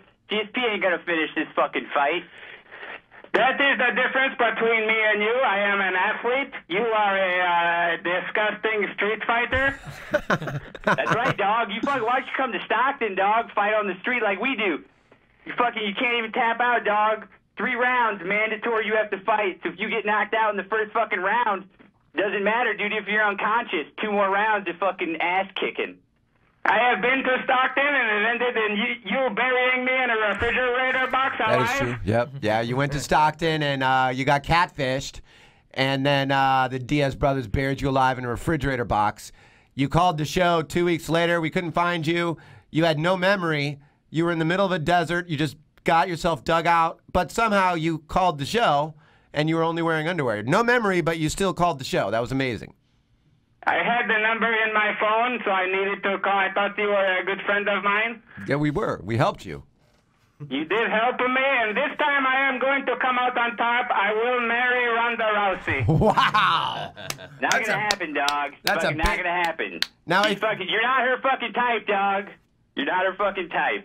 We are going to make a super child who will compete in MMA at 14. Wow. If anybody could, it would be the two of you. God, I would love to watch GSP and fucking Ronda Rousey fuck. I would love it. It will be athletic sex. Nick Diaz is an inferior athlete. I am a superior athlete. Dog, we'll see, dog, when she calls in. I guarantee you that this fucking bitch is all over my shit, dog. She may be texting you, dog, but she's staring at my fucking hog while she's sexting you. Don't call her a bitch. She does not deserve that. She is a champion. Dog, that's a fucking term of fucking endearment in Stockton. Yeah, I imagine that's what you call your mother in Stockton. Fuck yeah, dog. I said, bitch, fucking bring me my fucking milk over here. Yeah, and how old were you when you were saying that? This was 2 hours ago, dog. I thought he was going the whole other way. But no, it's 2 hours ago. You know what Ronda and I have in common? We can both display our belts. Nick Diaz only has a shitty Jordache belt. Jordache, wow. Dog, I don't need a fucking belt to say I'm the fucking best, dog. That's where you're fucking all caught up in that shit. You are I am wearing the belt right now and shining it, looking in the mirror. You've been dog, retired for that belt, you ain't a gonna year. have shit. You ain't gonna have nothing, dog. I can tell Ronda, hey, you are a movie star? You know who else is a movie star? GSP.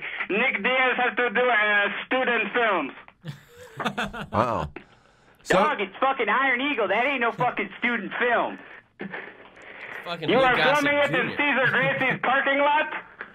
Yeah, he said they're doing a remake of Iron Eagle, and they're shooting it in the parking lot of his gym. That's what Diaz claims. Yeah, dog, it's called having a fucking budget in mind. I'm gonna do that shit for cheap, dog, so that my fucking back end, when that shit's a hit, is gonna be that much bigger.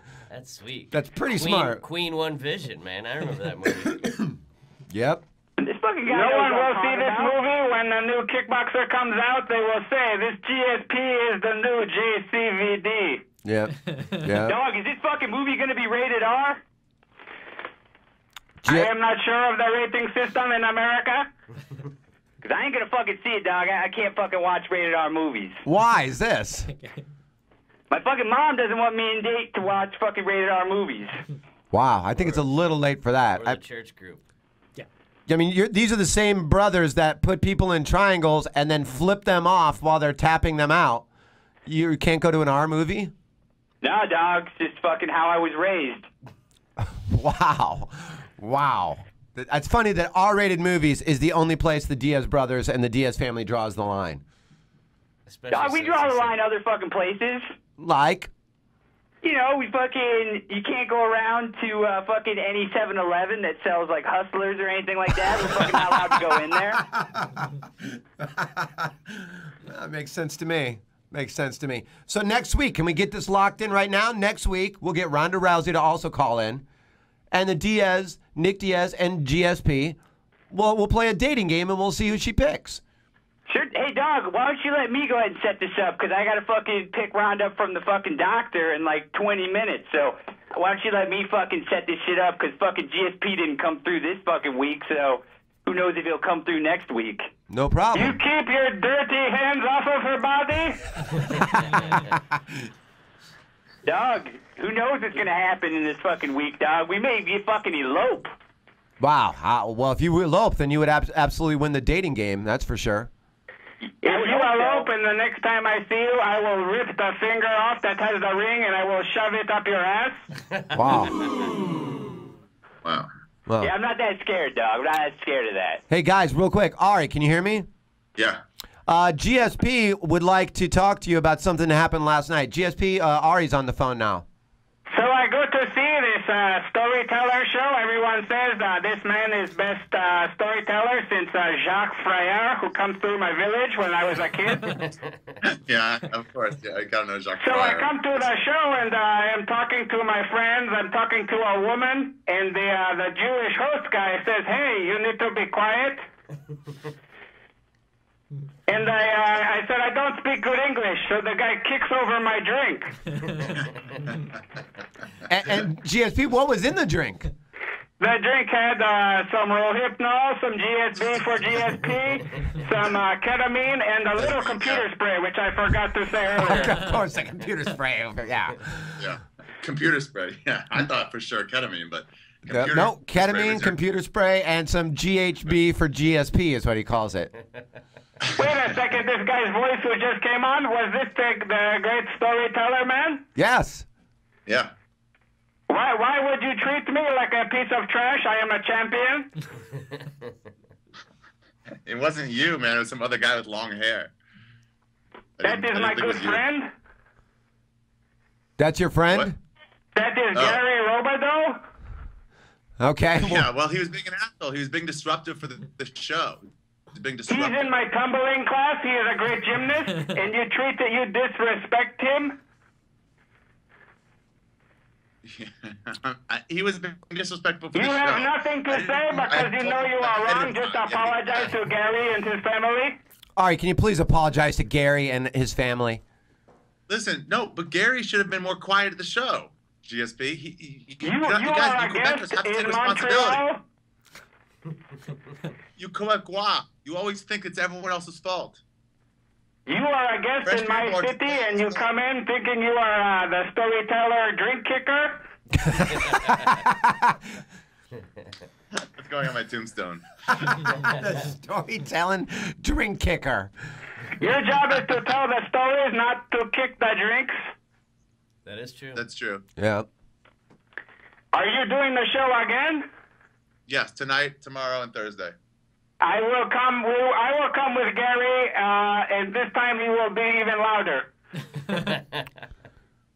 No. That's not what I want. I want him to be quieter.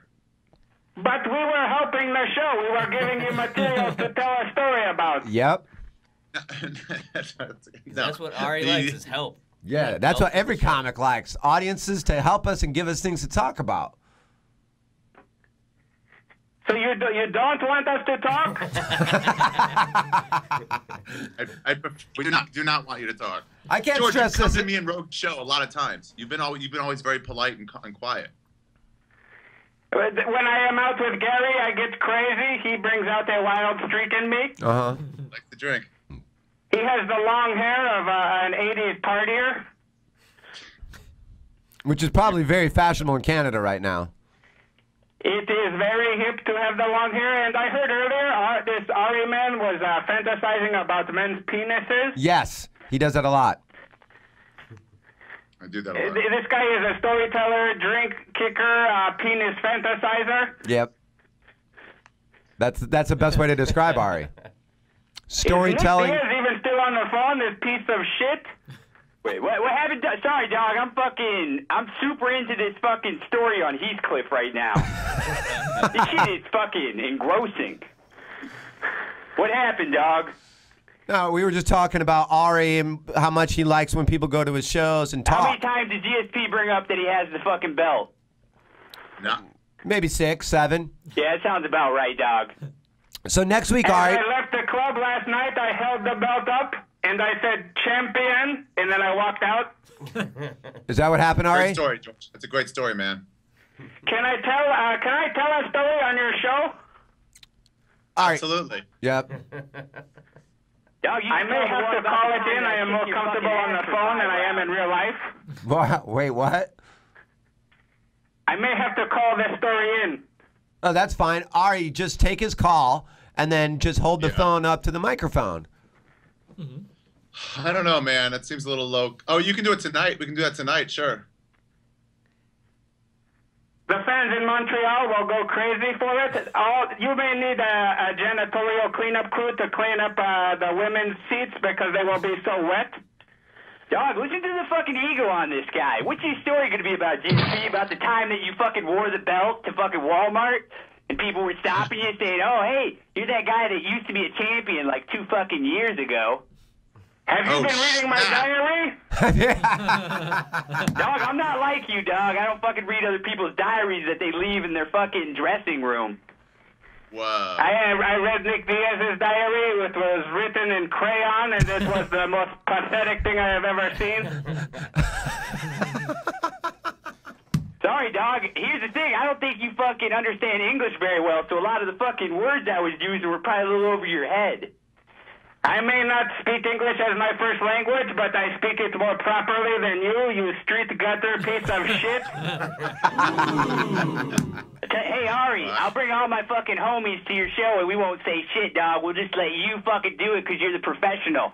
We're not fucking GSP. We don't think we're the fucking best at everything. Wow, Stockton being very orderly. Who would have ever known? Dog, I look at GSP, dog, and I just see the worst of fucking Canada. I think it's a good fucking country, but I think having fucking GSP as the fucking main guy known from that fucking place is terrible, man. It's fucking terrible. Fuck Canada. Who said fuck Canada? I will come to the studio and I will choke you out. Every fucking time. That pisses him off every fucking time. Who said fuck Canada? So, guys, next week. We make the best poutine in the world. Guys, next week, here's what we'll do. Yeah. Ronda Rousey's going to call in. We're going to have a dating game, and she is going to pick which one of you guys she is going to be with. Well, can you get Chuck Woolery to do it? I don't know if we can get Chuck Woolery, but we'll figure something out. Dog, the only reason she's going to do this is so that fucking GSP doesn't have his feelings hurt. She's going to fucking pick me, dog, but she's just going to go through with it so fucking GSP doesn't fucking cry on his fucking belt. I would like to state right now that I do not want Ari to show his penis during this dating game. He needs to respect Ronda. Ari, can you do that? Ronda, man. Yeah, I'll respect Ronda. Okay. Can he show his ass? I have seen it. It's not much to look at, so yes, he can. Okay. So, Ari, you can show your ass during the dating game, but you cannot show your penis. Can I show my asshole? What about his asshole? I would rather not. Yeah, I don't think he's a fan of that, Ari. Can I weigh in on something from earlier in the show? Of course, anytime. Sure, obviously. This Paul guy? Yes, Morrissey, yes. I side with Ari. If you leave something on the counter, why not bring the pretzel chips with you on your travels? Because it was a gift. It's a sealed bag. Thank you. Not sealed. Sealed is a seal. This is not sealed. Wrapped. Crunching a little. But why leave him such a cheap present? Thank you. A half-eaten bag of pretzels is not really a cheap present. I am not a comedic genius, but it sounds like sarcasm to me. Maybe a little bit. Maybe a little bit. I was Maybe actually just bringing the mice out so Ari would know that they were there. That's actually a good friend thing to do. Hey, by the way, here's a trap to let you know if you have a mice problem, and you do. Ari, do you think this guy was going on the Letterman show and then trying to kind of say, hey, Ari, I am better than you. I leave open food out in your place? You know what, George? I honestly hadn't thought about it like that until you mentioned it, and now I can't not think that. Yeah. You made such a good point. It's almost like he treats your apartment like it's the green room, like, oh, I just come in here, I do what I want, other people clean it up. Yeah, it is like that. And it's like, dude, I'm not here for you. Ari, there is only one way for you to avenge this. How? You must kill this man. Jesus. Wow, that's a. I'm really sorry, Paul. I am sorry, Paul. You seem like a good person and like you have a good heart, but you broke a cardinal rule of Montreal etiquette. Well, it wasn't in Montreal. It was in Canada. It was in New York. Wait, in your fucking apartment, your Airbnb? No, my apartment. My actual apartment. Oh. Dog, wait. I thought you were staying in an Airbnb. That was just for until I found an apartment. I have an apartment now. Oh, and now he has mice because of this Paul guy. It is a catastrophe. Jesus Christ. Dog, me and fucking Nate, we got an Airbnb at our fucking house now in Stockton. Oh, that's cool. For all those visitors to the metro area. We put in another fucking bunk bed, dog, so you can sleep right across from me and fucking my bro. For when oh, that's cool. Yeah, I would do that. Right. Why not? Totally do that. That would be fun Who to would stay. want to do that? I'll leave a cat at Ari's place next time. Yeah. The mouse. That will be the only pussy you are getting? Oh, that is a good joke by me. ESP coming strong with the joke. Cauliflower So pussy. call in next week, guys. Call in next week with Rousey, and we will get to the bottom of this. Who does she want to be with? I'll tell you what, GSP dog, or Ronda Nick Diaz? Rousey and I will share the same fucking phone when we call in.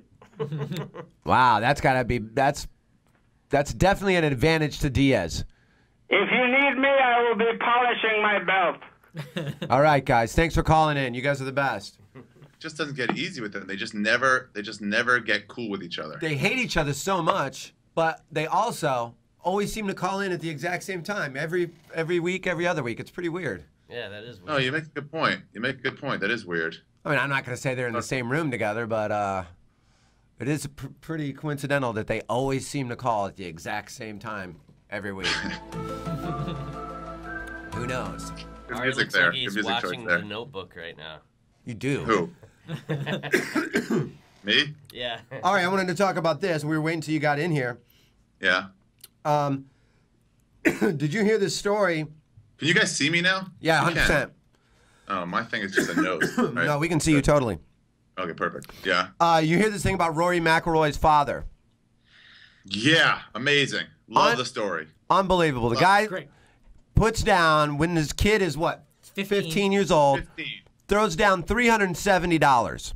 It was him and a couple friends. Yep, him and two buddies, I believe. $370 for his kid in the next 10 years was going to win. He was saying he would win the British Open. It? Oh. Yep. Specifically the British Open. Before he turns 26. Oh, wow. And he did it. 11 months. He had 11 more months before he turned 26 and just won it. This And his is left dad hand. won $170,000 Holy shit. on a bet that he made 9.5 years ago.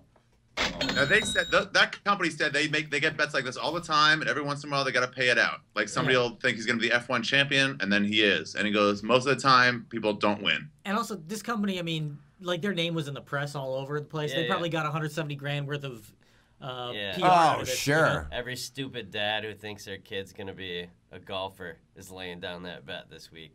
Oh, yeah. I mean, they're going to make their money Woody was back at just in 15. dumb fucks being like, I'm going to do that too. And part of that's also in the UK and Ireland. They've got a different culture around betting. Like they bet on everything there. It's like just every reality show, people are placing bets. Like that's like their big hobby there in the UK. It's like a thing that just people grow up. They're betting constantly over there, and it's just like a different. It's like a betting culture. Yep. $170,000 though. That's awesome. Right on a $341 bet. 500 to 1. It's an amazing. It's amazing. It's great. I love it. I love it.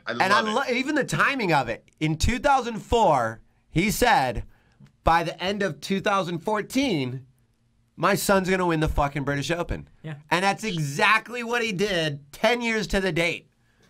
That's insane. Like it should actually be way way I'm higher. surprised he didn't get paid more than 500. Yeah, that's what I mean. That's such. But his kid was already known for being good at 15. He was already sort of. Oh yeah.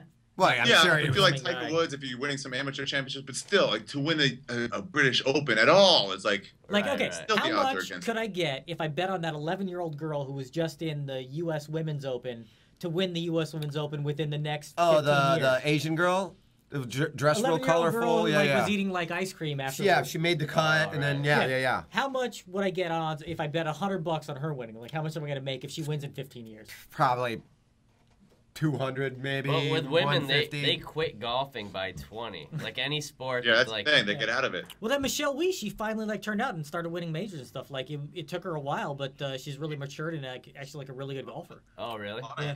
Because she was like the big name because she did all that when she was like 14 or whatever. Yeah. And then she just had nothing happened. And then she won a major this year. I think it was her first major, but she won like 3 or 4 tournaments last year. So she's starting to finally round into form, and she's fucking stunning now too. Like she's really good looking. Yeah. That's a sport. Who's that? Michelle Wie. Oh yeah, Michelle Wie's good looking. Yeah. No she way. got good Hold looking. on. Look I her was up right surprised. now. Look her up now. I was doing surprised when I saw exactly her. that right now. That's exactly what I'm gonna do. Yeah, I think that was the I'll first. tell you exactly what I think. That was the first time I saw her in like 5 years, probably. Was like, what was it? Just the other week, right? When she was on. Look at that. Yeah. Absolutely good looking. Totally. She looks Yep, like totally good looking. Tiger Woods' I'll give you mom. that. I'll give you that. Success and Asian. She's And yeah. right She's there. solid. Oh yeah. Oh, yeah. Picture of her that's eating a better. banana. Did you see that? If you Google her, there's a picture of her eating the a first banana. picture on image. It's the first image picture. Her eating a banana. Yeah, great come picture. on, dude. Yeah. And the fourth one was her post swing, like all the way to the side. That Eliza Schlesinger shot. You really see the tits come out. Yeah. Ooh, and what's this one? And Ari will punch her right in the ass. There's like ups. Oh, yeah. There's one of her in a gown. She looks fucking great. Yeah. Because she was kind of an awkward-looking teenager, but she really aged well. So was your mom. Hey Ari, so where is she in the spectrum of good-looking Asian chicks you've seen in the last 2 months?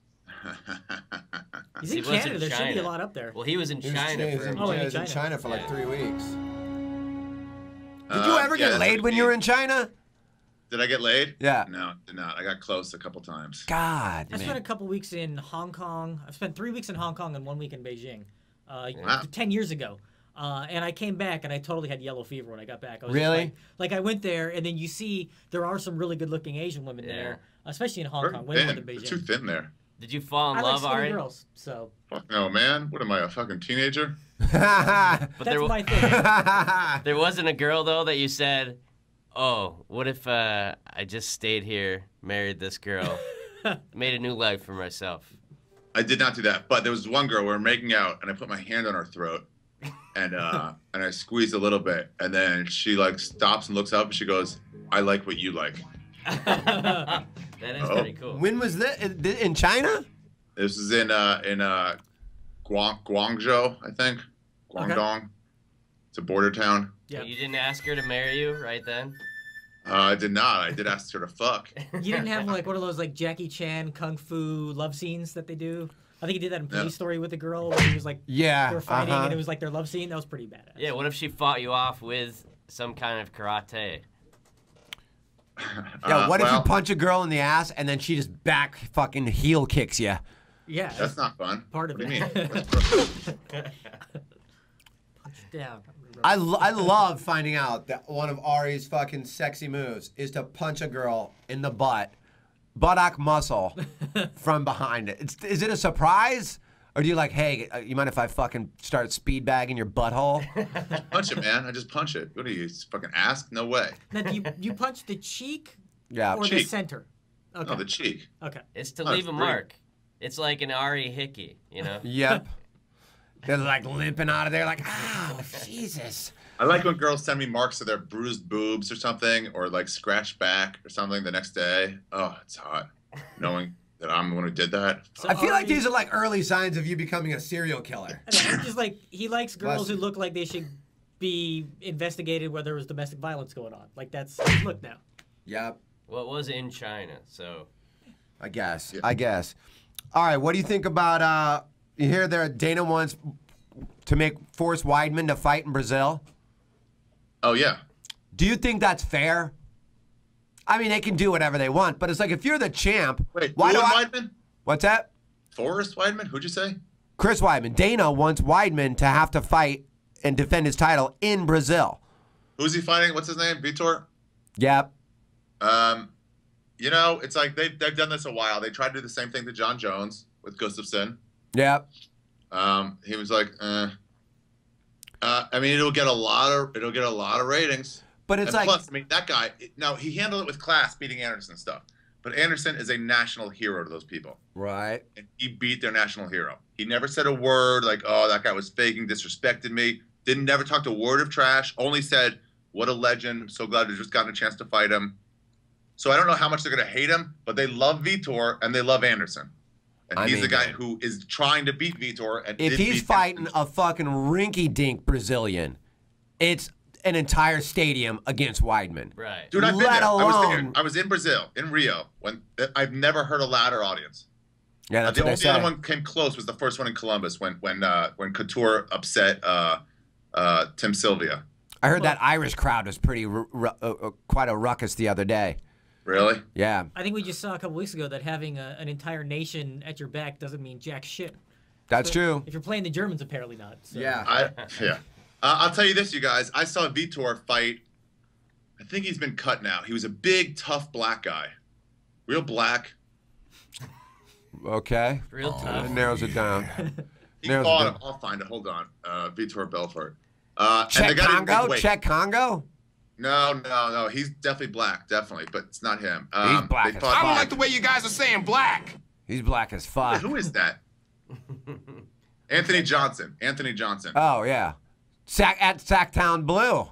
Anthony Johnson, our fucking fantasy correspondent, our WNBA correspondent, our little girls playing basketball correspondent, and our Father of the Year correspondent. Because this is a guy that was forced into liking women's basketball only because he's a good dad. And now he actually likes women's basketball. Wow. The only person, not only is a guy that likes women's basketball, he's a black guy that likes women's basketball. That's Father of the Year. Wow. I usually think the only guys also he knows his kids, so that's pretty much. I've always thought the only guys that wind up at WNBA games are guys that they want to get tickets to the Lakers or Clippers, but they're sold out, and then they wind up at the Sparks. Right. Yeah. No way. Well, I'll tell you, my friend ended up being an assistant coach for a WNBA team. And Would he lose a bet? What's that? No, he was like a big time college, like at Rutgers. He got hired. The season's 3 months long.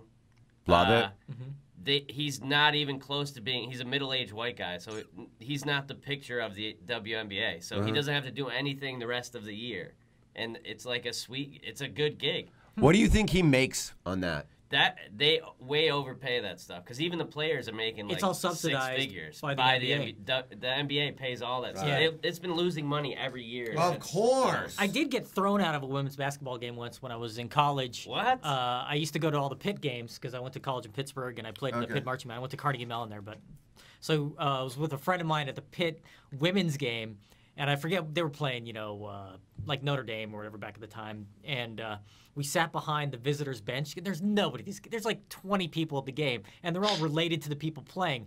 And this one girl was crying because she wasn't going to start or whatever. And we sat behind her, and we're like, "There's no crying in basketball." Like we were heckling her about crying. And it did not go well. We got thrown out, and we had people throwing stuff. There's 20 people there, and they're throwing stuff at us because we were heckling this one poor girl. You know how when you're doing a comedy club? Was David Taylor there? That sounds like it. I went to college with him. I didn't know him then, but I went to college with him. Yeah, good friend of mine. He was probably there. I was just going to ask if you were there when he was there. Because he's an asshole. Yeah. Who else can I upset? I tell you, there he is right there, ladies and gentlemen. Bad motherfucker, David Taylor. Oh, great shot. Did I tell you, Ari, when I was at Nick Youssef's birthday party like a month ago or something? Yeah. And Taylor's there. Everybody's there, and we're all outside in this courtyard. And this is a typical Dave Taylor story. And he introduces me to this girl. And he goes, "Oh, Thibault, have you met my ex-girlfriend?" And I kind of believed him for a second. And I'm like, "Oh, no, how long did you guys date? Nice to meet you," or whatever. And she just is shaking her head like, we never dated. So then I knew when she's shaking her head, I go, "Dave, why'd you guys break up?" And he goes, "Because she couldn't handle all of this," and starts pointing to his dick. She just looks up at him and walks away. And then he goes to me, he goes, I just met her right now. That's the first conversation we ever had. Yeah. So as I'm walking away from him, you know, he's like 6'9" in heels. Yeah. He's looking around with his big bird fucking beak, looking around over the party, and he goes, who else can I upset? That's hilarious. Only Dave goes to a party looking to get fucking everybody pissed at him. Dude, the one time I saw him at a party, I remember my hair was pretty long. When yours was? Those days, right? Yeah. And once a year or so, I'd put it, after I come out of the shower, and I'd comb it back real slick, and I'd put it in a ponytail. Mm-hmm. It was long enough. And the ponytail would just be like a ball, like that big. Yeah. Anyway, I was at this party somewhere at Silver Lake, and I didn't have my glasses on, and I had my hair in a ponytail all day long, and I was like, oh, just a different look. Walked into the party, saw Taylor talking to Yusuf, and I walked over to him. I was like, oh, hey, what's up? And he looks at me like this. He goes, hey, and like looks away. And I was like, what? And he was like, oh, Ari, oh, Jesus, I didn't recognize you. And I was like, well, who did you think you were being rude to? Yeah. Some guy who said hi to you? Exactly. And you met that with fucking utter rudeness? Uh-huh. He always seems very put upon. Oh, that's Dave Taylor. Yeah. With a ponytail, though, I might react the same way. If a guy... You should grow the hair back out, Ari. Yeah, I know. It's as short as it's been in a while now. I mean, I like it short like this, but from this on, by the time like fall rolls around, you should have that Jufro going again. Should. Hey, let me ask you a question about Vitor. Isn't he the one that has to take steroids so he can only fight in Brazil? Belfort. Yeah. Well, yeah.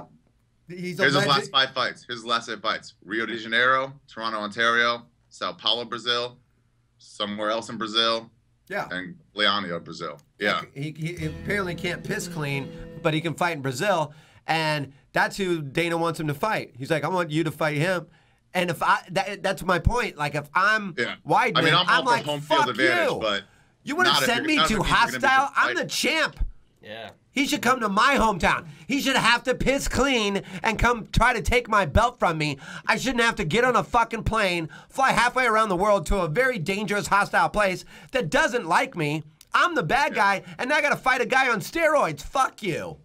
Yeah, let him fight it in his hometown at least once, and then you can push it to someone else's hometown. I mean, Jesus Christ. But the hometown things do sell tickets, which is nice. But if it's a question of just somebody getting the crowd on their side, I'm like, well, maybe you got to man up. If it's a question of this is going to be a different fighter because he's chemically different in this town, that's a different story. Right. That's no fighter should have to deal with. Atlantic but I'll tell City. you what, though. During that Anthony Johnson fight, Anthony Johnson came in overweight, and he was on top of Vitor. And he was fucking on him. And that crowd started cheering, Vitor, Vitor. And it stood him up, man. It was like Hulk Hogan. He just used that crowd to fucking stand up, and then he got him a rear naked choke like a minute and a half later. I just feel bad for Weidman. You know, if you're the champ, I mean, when we've seen, you know, when GSP was the champ, and he was the fucking, well, I'm sorry, I'm sure he's listening. You're still the champ, GSP. But when he was the active champ, dude, every fight you had to go to Canada. You had to go to, you had to go to his fucking dojo and try to take that belt, and it was very hard to do for a long time. I mean, he retired with the belt. Yeah. You know, and now it's like Weidman's not. I guarantee you know, Rousey's not going to have to go fight Cyborg in some other fucking country where she can't fucking piss clean. Yeah. Why does Weidman have to do that? Exactly. You know what I mean? You're right. Yeah, you're because right. Weidman isn't this face of the thing. It's like, man, I mean, we do like Weidman, but I mean, you know, it's kind of boring. He's this, he's that. Like, yeah, if Vitor wants to fight some nobody in Brazil, it's like, sure, go ahead. Fight Dan Henderson again. Fight Luke Rockhold. Fight Michael Bisping. Sure, that's okay. But for a title, no, you don't get that. Because we all know what it's about. It's about pissing clean. It's about pissing clean. Yeah. That's what it's about, man. I want to do a new segment, Ari. I call this one-word answer. Okay. I'm going to say something, and you guys have to answer it but one word. Okay. That's all it is. And I want to start with... Wait, do we have any music for that? Hey, well, yeah, we do have a theme song. It's a surprise. We don't know what it is. Our song... En vogue quotes. Ladies and gentlemen, it's time to play One-Word Answer. See, that's how you do a theme song. We don't need someone doing a 9-minute fucking thing. 5 seconds. Never gonna get it, never gonna get it. Los Angeles Raiders move. One-word answer. Want. Hooray! Ari? Scumbags? Okay, I'll accept that. Marinovich. Wow, that's really, you're going really. I'll stab all of you. I think they absolutely have to. Why? Yeah. Because there's this vacant lot here called Los Angeles, and they're the only team here. They're the only team in the NFL that actually has a fan base here. There's still, okay, there's Niner fans here, but they're not moving. They'll build a fan base. They'll build a fan base in LA. If we get the Bills, they'll build a fan base. I don't know. I'm not worried about fan base for the NFL. Like, if a team comes here, there will be people that will watch the games. The It Raiders. takes a few years. Within 10 years, the kids are like, And he's gone.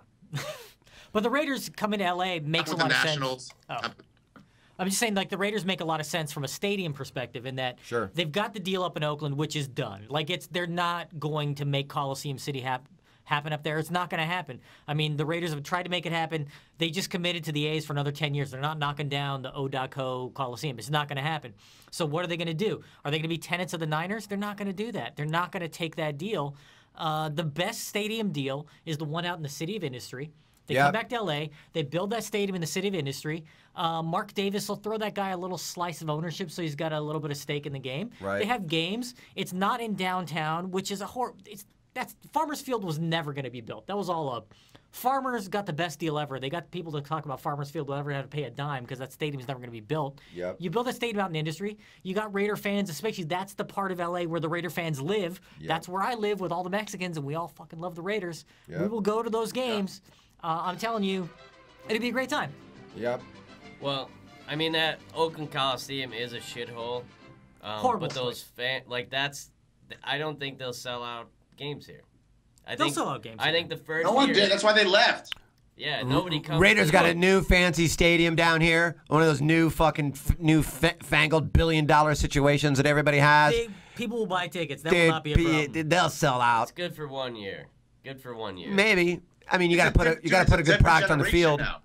What's up, It's a whole bud? different generation of fans since they've been here last time. Agreed.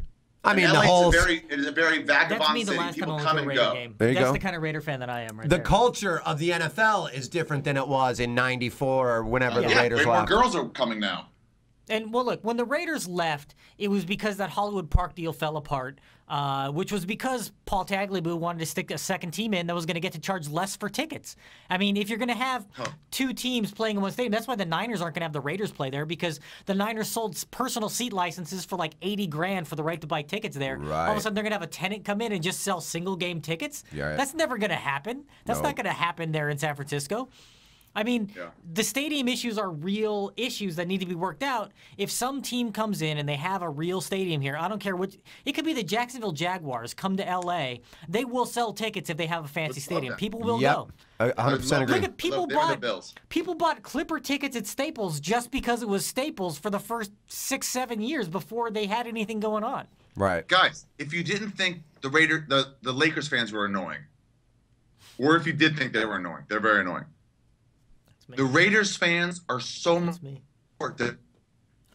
violent. They're drunks. That's me. Yeah. They're just bad people. They're bad people. We don't want them. We are Raiders fans. We're They're Dodger already fans, here. we're Is my Laker point. fans. They're already here. We go sit in the pavilion at Dodger Stadium. All right, I'm the same guy that says fuck Brian Stowe. Like, I have no sympathy for that guy. As a Raider fan, as a Dodger fan, as a Laker fan, I'm a hometown LA guy. These are my teams. I hang out with those guys, and that's who's at the games. Well, you want to know what's funny is when I covered the Raiders for like 3 years, and when you go to the games, they have all those guys that are dressed up in the makeup. Yeah. Those guys all have fucking business cards. Oh yeah, they're lawyers. Yeah. Like it's Violator's Violator's a big lawyer. Yeah. It's all. I mean, most of that stuff. I mean, here I think the actual thugs are the fans, but up there it's a very Bay Area. It's a Halloween thing, but down here, I mean, there will be more cholos that show up than in Oakland. Yeah. Because there's just more cholos here. It's a more diverse fan base up in Oakland. Yeah. I have a great time when I go up there, but I would love to. I mean, I have a great time when I go down to San Diego and watch them play down there, where it's half Raider fans, half Charger fans. Is MC Hammer going to move down here? Is that what you're saying? No, MC Hammer will not relocate with the team, I don't think.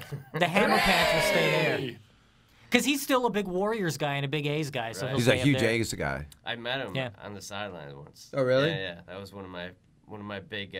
But they did go crazy. Like I covered a preseason Niners and Raiders game, and it was my first game. And my TV station shirt just said Channel 7, but it was red. And I went through the end zone, and they're just like, take that fucking shirt off. And I'm like, ha, ha, ha. And they're literally, like, fucking grabbing it from me while I've got, like, the camera. So it's like... The first game I ever went up there was the AFC Championship game between the Raiders and the Baltimore Ravens in 2000. And light up the scoreboard. So I went up for that game when fucking fat-ass Tony Siragusa, who I still want to kick in the balls to this day, belly flops on Rich Gannon in the first quarter on purpose, took him out of the game, and it was over. I went to that game, and I went with a girl who was from Baltimore.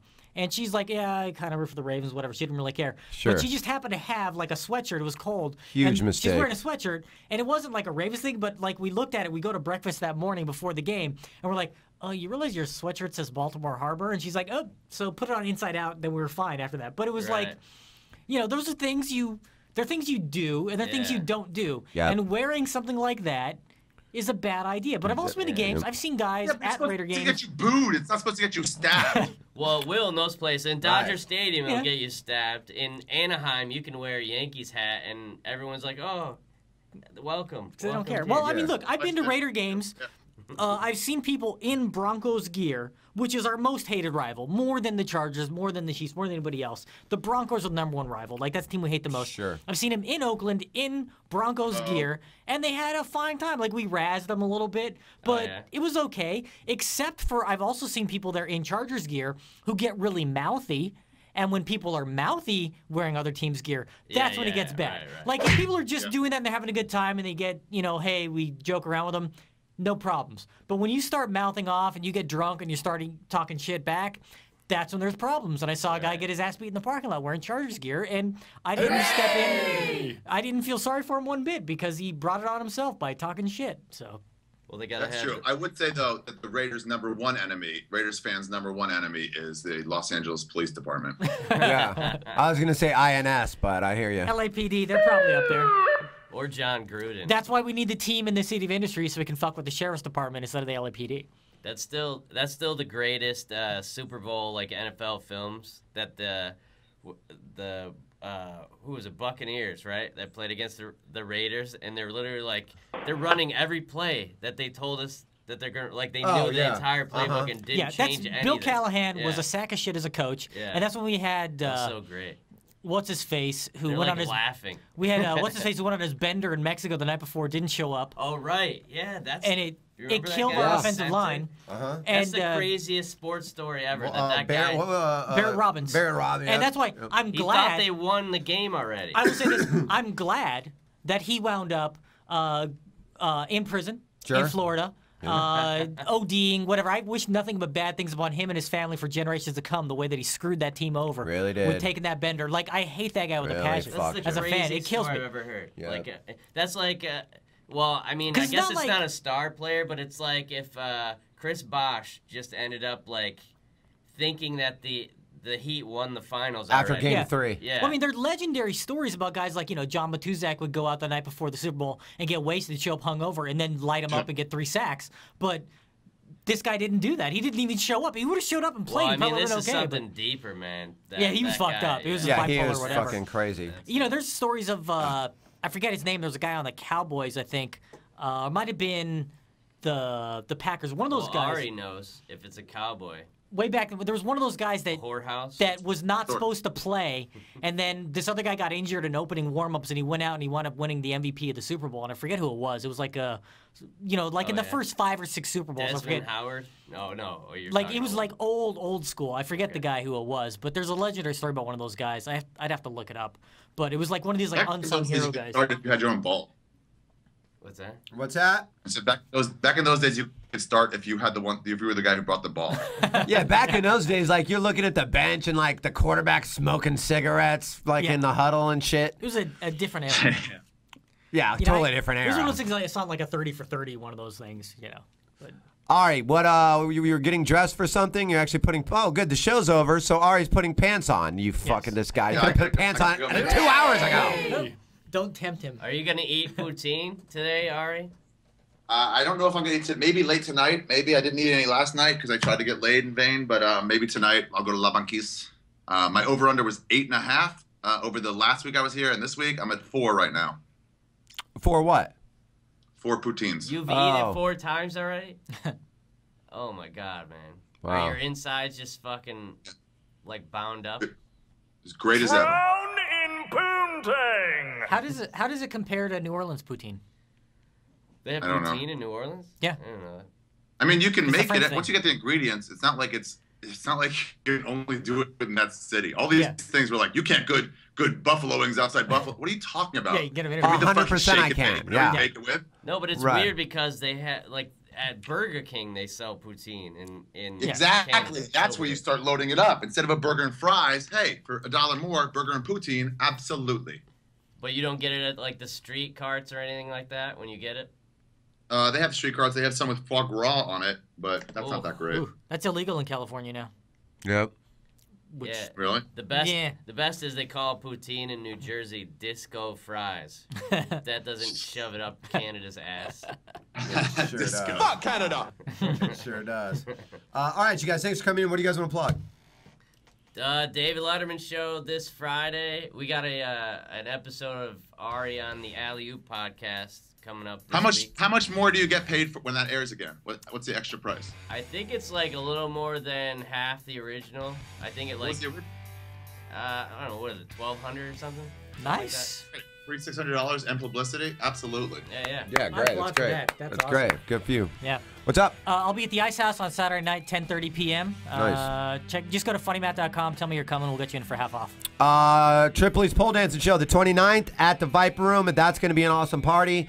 Both of us are going to be in San Diego for Comic-Con. Tripoli's at the Madhouse all weekend, so holler at your boy. I will be at American Comedy Company tomorrow and Thursday. As always, betsdsi.com. Punch Drunk has the code. That'll get you $10 free to gamble. You're a degenerate. You need it. Go to Caveman Coffee, Punch Drunk Sports. Punch Drunk, that'll get you 10% off on some tooth chip and coffee. If you're in Montreal, support Ari. Go to his shows all weekend, all through the weekend till midnight. Don't talk, or you get your drinks kicked over. And if you're a chick there, fuck Ari after the show. Don't go to his room and waste his time. Suck it.